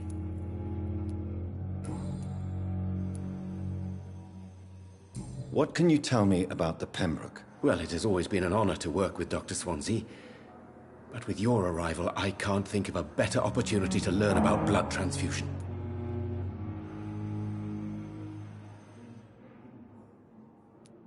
You seem quite optimistic. It's a rare and precious attitude in these difficult times. I'm convinced that this epidemic is a test of endurance and dedication for us men of science. Questions remain about our capacity to resolve the situation. True. Last summer, during the first wave of the epidemic, I used to joke with Milton about the extra work. We're not smiling now. Do you need help with anything in particular? Well, yes, maybe. I'm waiting for a batch of products I ordered for my personal research, yet my supplier seems to have vanished. Do you want me to play the errand boy for you? Oh no, Dr. Reed. But if you went personally to his shop, what with your reputation and all, he wouldn't dare to refuse the products I need. I see. Well, give me the address, for I may pass by if I have time.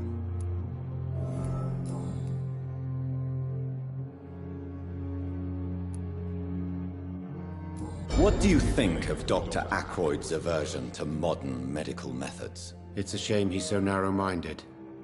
Dr. Swansea taught me that science is about exploring uncharted territory. I'm convinced that's true. With the influenza and all that's going on, you should put your differences aside, don't you think? Why is it so difficult to work together? I believe that if Dr. Ackroyd had been the one to discover the transfusion process, he would be the first to recommend its use. So you believe it's just a question of jealousy and pride? Dr. Ackroyd is as proud as he is blinded by his obsolete concept of medical science.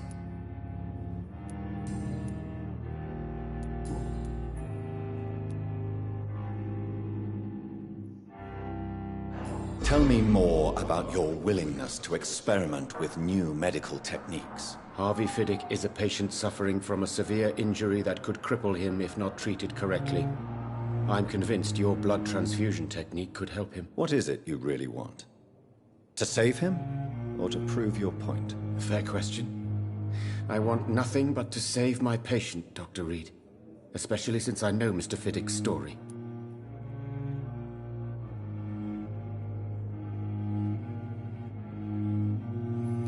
Tell me Mr. Fiddick's story. Our first diagnosis was compromised because Mr. Fiddick lied to us about the real origin of his injury. He first claimed it was an accident. But why would he hide such crucial information from us? Because he is a proud father, ashamed of putting his children at risk because of his own negligence. This personal involvement could also appear to be a lack of impartiality. You must know that a good surgeon must remain neutral. I agree. But that does not excuse Dr. Ackroyd's behavior, a man who did not even take time to converse with his patient. Do you think keeping his distance was a mistake? All I know is that I'm taking care of human beings, with desires, hopes and fears. Not some biological machine comprised of blood, bones and flesh.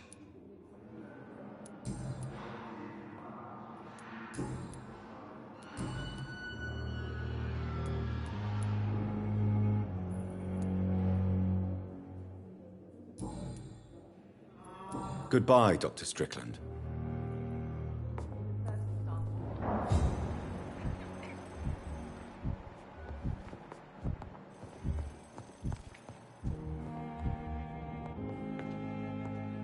Good evening, madam.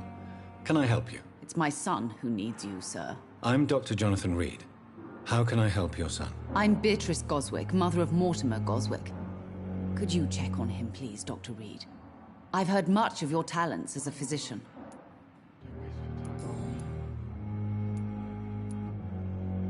What do you think of your reception here? Any complaints? I have had the uttermost reservations about this hospital since we arrived. But we had no other choice, considering the state of emergency. Is there something in particular that's bothering you? Some of the staff were not especially welcoming. I suspect they're not accustomed to dealing with patients of such social standing. What can you tell me about yourself, Mrs. Goswick? Not much to say. Just take care of my Mortimer and I'll cover all the expenses. That's all that matters.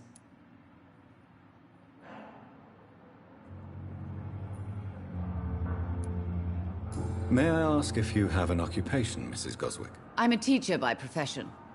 I teach young women who are more ambitious about their futures than their families. Are you really that rich? Most of the patients here are of a more humble origin, if I may say so. Yes, thanks to my husband. May he rest in peace. I can cover any needed medical expenses.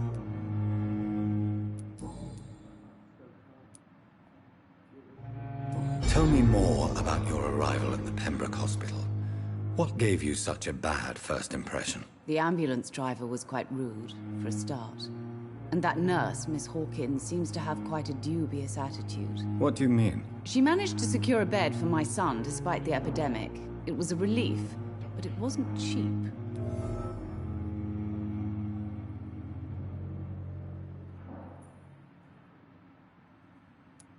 She charged you for a bed? Yes, and I paid without question, considering the urgency of the situation. I share your concern, Mrs. Goswick. Be sure that I'll talk to the people involved. I don't expect compensation, Dr. Reed. But I'm aware such behavior would not be tolerated in other hospitals.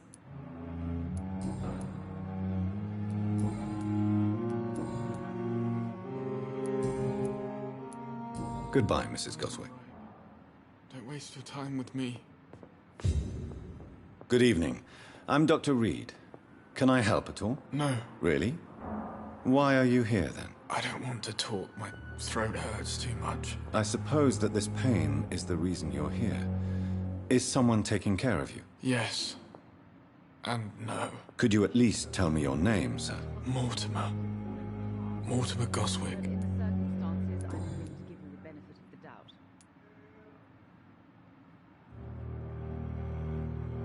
How painful is your throat, Mr. Goswick? So painful I'd rather not talk at all, Doctor. I'm sure you realize a doctor and his patient have to communicate, sir. Would it help if I gave you some paper and a pen? Not really. I see. Then maybe it's not just your throat that hurts, Mr. Goswick. Perhaps your sore throat is just the consequence of something more hurtful. Yes, maybe. But I don't want to talk or even write about it now. How painful is your throat, Mr. Goswick? So painful I'd rather not talk at all, Doctor.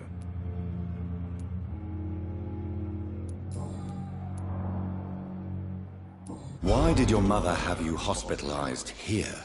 She seems convinced this is a bad hospital. My mother just wants the best for me. She won't rest while I'm here. She'd go all the way to hell and back to help me. Is your mother bothering you? As your doctor, I can ask her to leave you alone if you would prefer. That's tempting, Doctor. But you have no idea what my mother is capable of.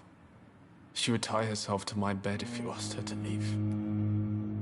Pembroke Hospital may look unorthodox, but rest assured, you're in good hands here. It's not me you have to convince, Dr. Reed. It's my mother.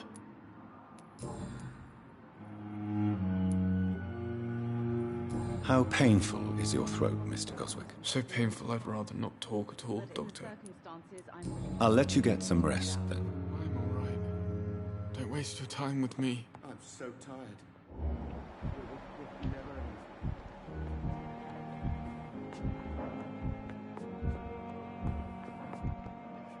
Good evening, sir. Good evening, Mr. Goswick. How are you? I'm okay.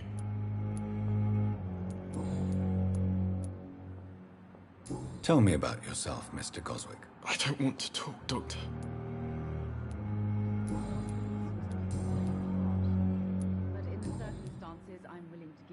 I have to go now, sir. But don't hesitate to contact me if you need any help. I'm all right. Don't waste your time with me. Good evening, Doctor. How is my son doing?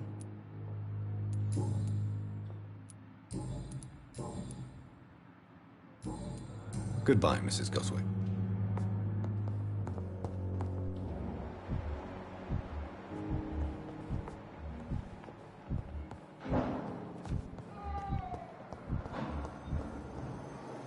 Good evening, nurse. Good evening, Doctor. I don't think we've been introduced yet.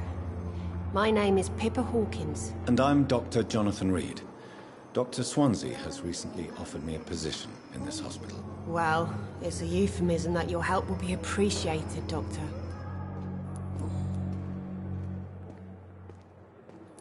How would you describe the situation at the Pembroke Hospital? It's serious. The flu is wreaking havoc amongst the staff and patients. We are running out of everything.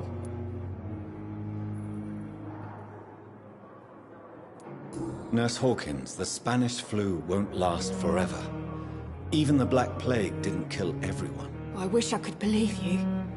But what if this epidemic was worse? What if in the end, nobody was spared? You must get a hold of yourself, nurse. Sorry, I'm exhausted. No one has any idea when this epidemic will be over. How long have you been a nurse? Well, long enough to see that the epidemic is winning. And no matter how qualified you are, don't tell me you'll change that.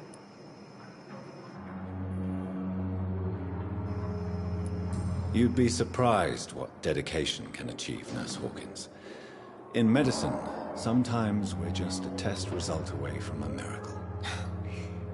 Sorry, Doctor. I don't want to sound bitter, but I'm just too tired to give a pep talk like Nurse Brannigan. How is the Pembroke staff coping with the epidemic? Well, not well. Milton, the ambulance driver, is even more grumpy than usual, especially concerning doctors. Why is Milton grumpy on a daily basis? Is it just an act? Milton's not the kind of man who's bothered about a bad reputation, whether he deserved it or not. Why does Milton dislike doctors? I don't know. Just ask him. But be warned, Milton is not the chatty type.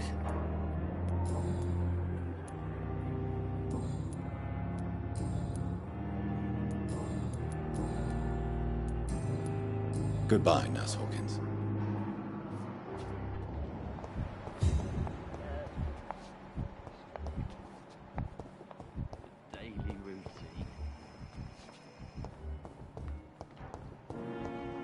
I cannot enter.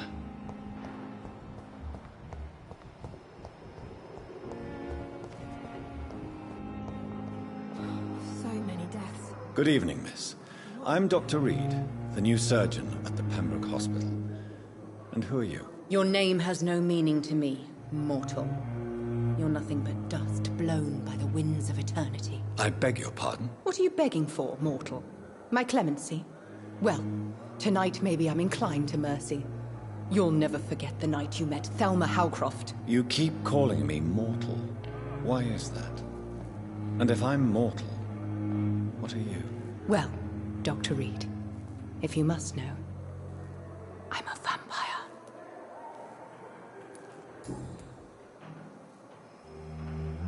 And why do you believe you're a vampire? I don't need to believe anything. It is what I am. It is what I feel within this hollow shell of flesh.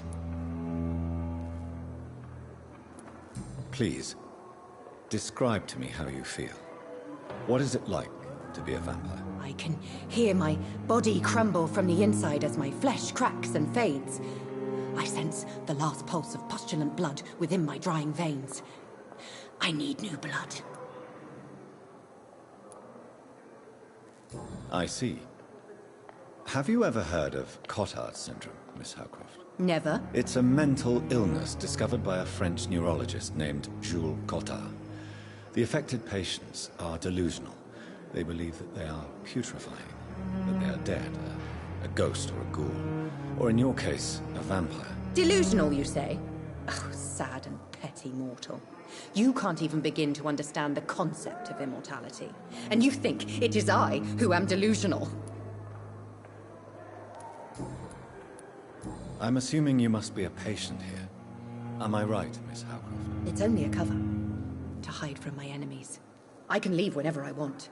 As a woman, a spirit, fog, or bat. Who are these enemies you mentioned? Can you describe them? I cannot say for sure. But I sense their eyes on me from nearby.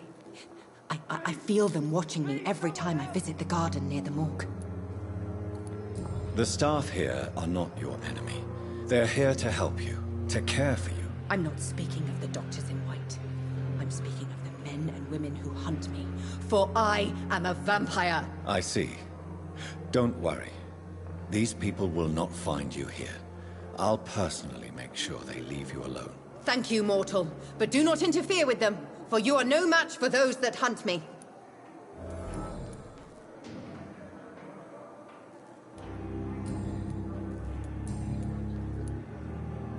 Who are you really, Miss Howcroft? I mean, apart from being a vampire. Is that not enough for you, puny mortal? What do you require? Proof of my powers? I'm curious to know who you were before becoming a vampire. It was such a long time ago, I don't remember. Centuries of unholy life can have strange effects on one's minds, you see?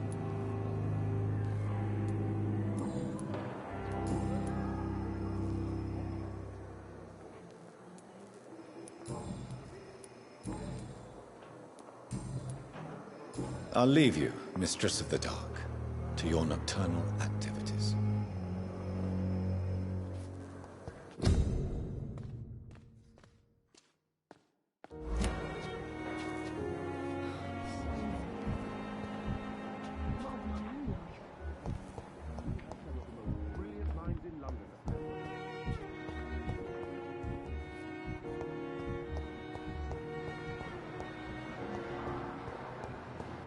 Thelma Howcroft said she was being watched by vampire hunters. Good evening. I'm Dr. Reed. Always a pleasure to meet a colleague, sir. Especially when he was supposedly dead. A colleague? Are you a doctor too? Not anymore, sir. I used to be Dr. Rakesh Chadana. Now, I'm just Mr. Chadana, pawnbroker and humble guardian of this morgue. What do you mean, you used to be a doctor? Was your license revoked? No, sir. It is just that I like to be precise. I run a little pawn shop while taking care of the dead. But I used to be a real doctor.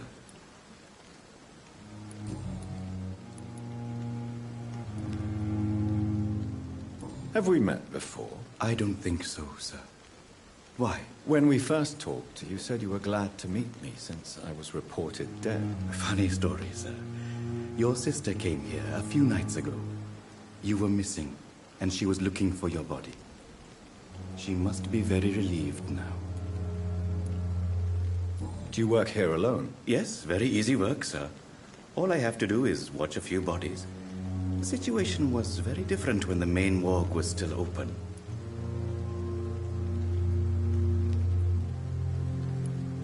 Why do you have to watch these bodies? Because these poor fellows have no names. We keep them in case someone comes looking for the missing. Sadly, very rarely happens. Why close the hospital's main morgue? It was for sanitary reasons after the beginning of the epidemic. Cadavers had to be moved to the nearest mass grave. Are you afraid or uneasy being surrounded by so many corpses? Why should I? These bodies are empty vessels. Flesh left to decay. Poof! No soul anymore. All gone. An interesting point of view. And quite an exotic one, too. Most people fear, or at least have a respect, for dead flesh. Sir, as a medic during the war, I learned to face my death and the death of others. It's the pain we have to tame, not death itself. How did you get this job? After I left the army, I worked as an undertaker down by the docks. A dangerous place with many an unpleasant business there. Milton Hooks helped me get a job here.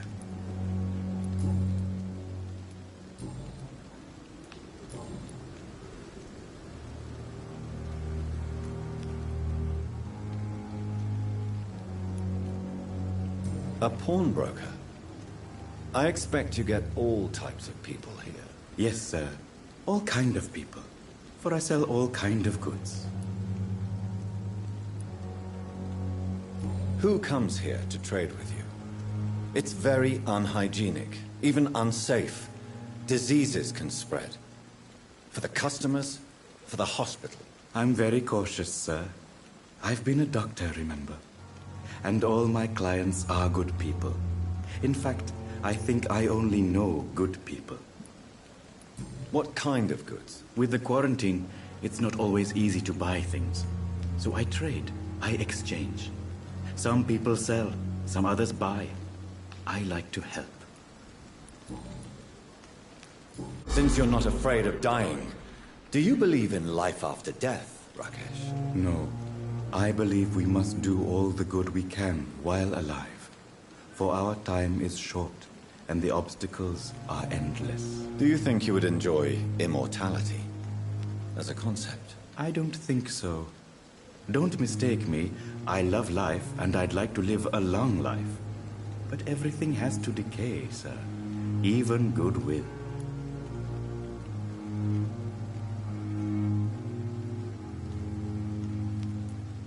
So you're ready to die? No, I am not. I don't fear death, for I won't see it. What troubles me is the pain my death will inflict to those I know. You're a wise man, Mr. Chidana. No, Dr. Reed. I am a foolish man.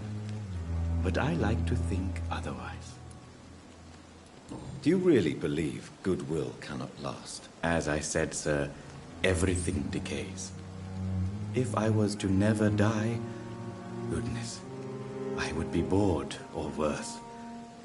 And I like to be helpful, sir. Quite depressing, wouldn't you say? Yes, but the good news is we'll all die before losing our humanity, sir. Please show me what you have to sell. Of course.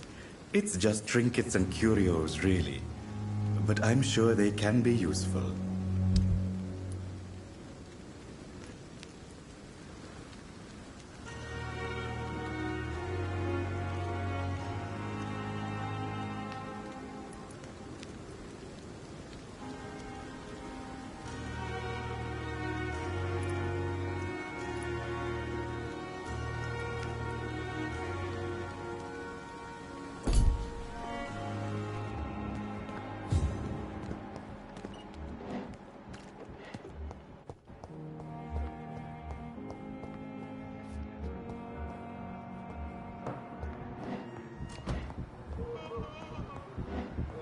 It's locked, all right.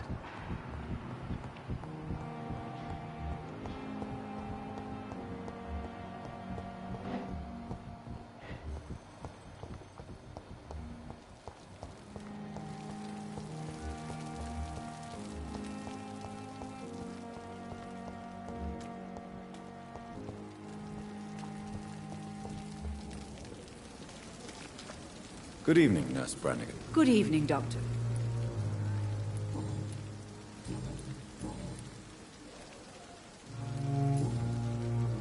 Goodbye, nurse. Call me if you need assistance.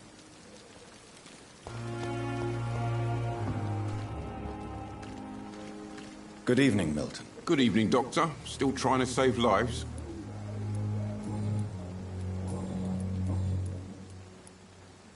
Why do you have such a mediocre reputation among your colleagues, Milton? Fuck them. Nobody knows the horrors I've seen since working here. This city was sick long before the epidemic, Dr. Reed. I know it's a difficult task, but correct me if I'm wrong. Is this not the job you are paid to do? I've seen babies left to die while their brothers were properly fed. Underage girls and boys sold to all manner of perverts. I'm sorry, I don't know what to say. Yeah, exactly. We lack words. So excuse me if I don't look on the bright side of life.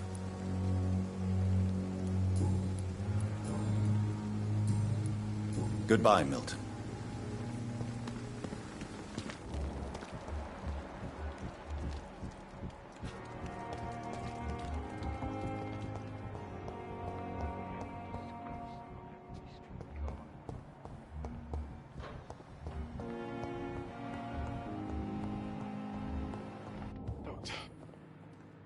Good evening, Mr. Goswick. How are you? I'm okay.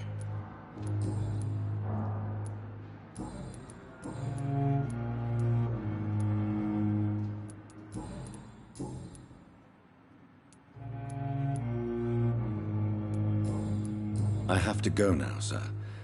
But don't hesitate to contact me if you need any help. I'm all right. Don't waste your time with me.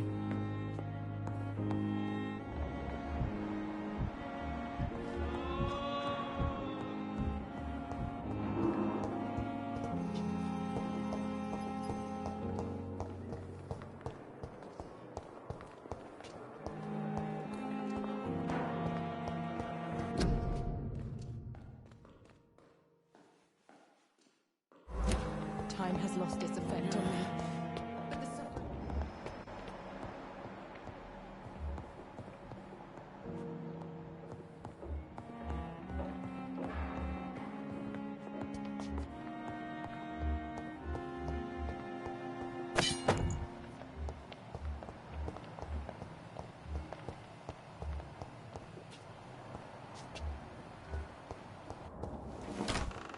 This must be the place.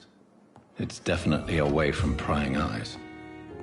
Relegated to the shadows. A kingdom of my own. At least I won't be sleeping in a coffin.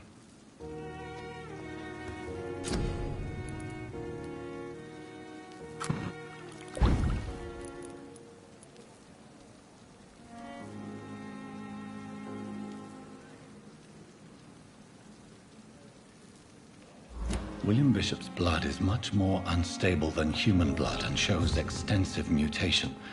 But this is not what happened to me. I must keep on searching. The sun is about to rise. I can feel it. I'll continue tomorrow night. I have so much time now.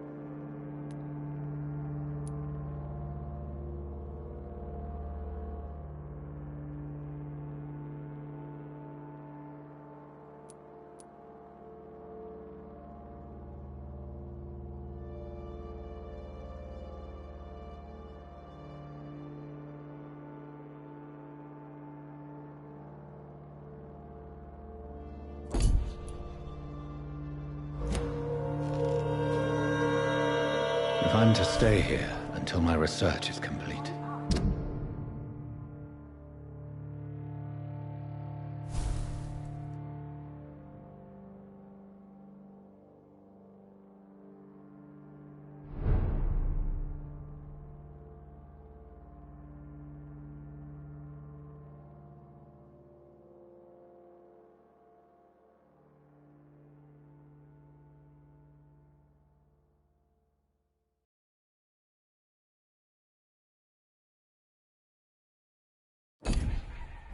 I'd better learn to hide my true nature from the mortals.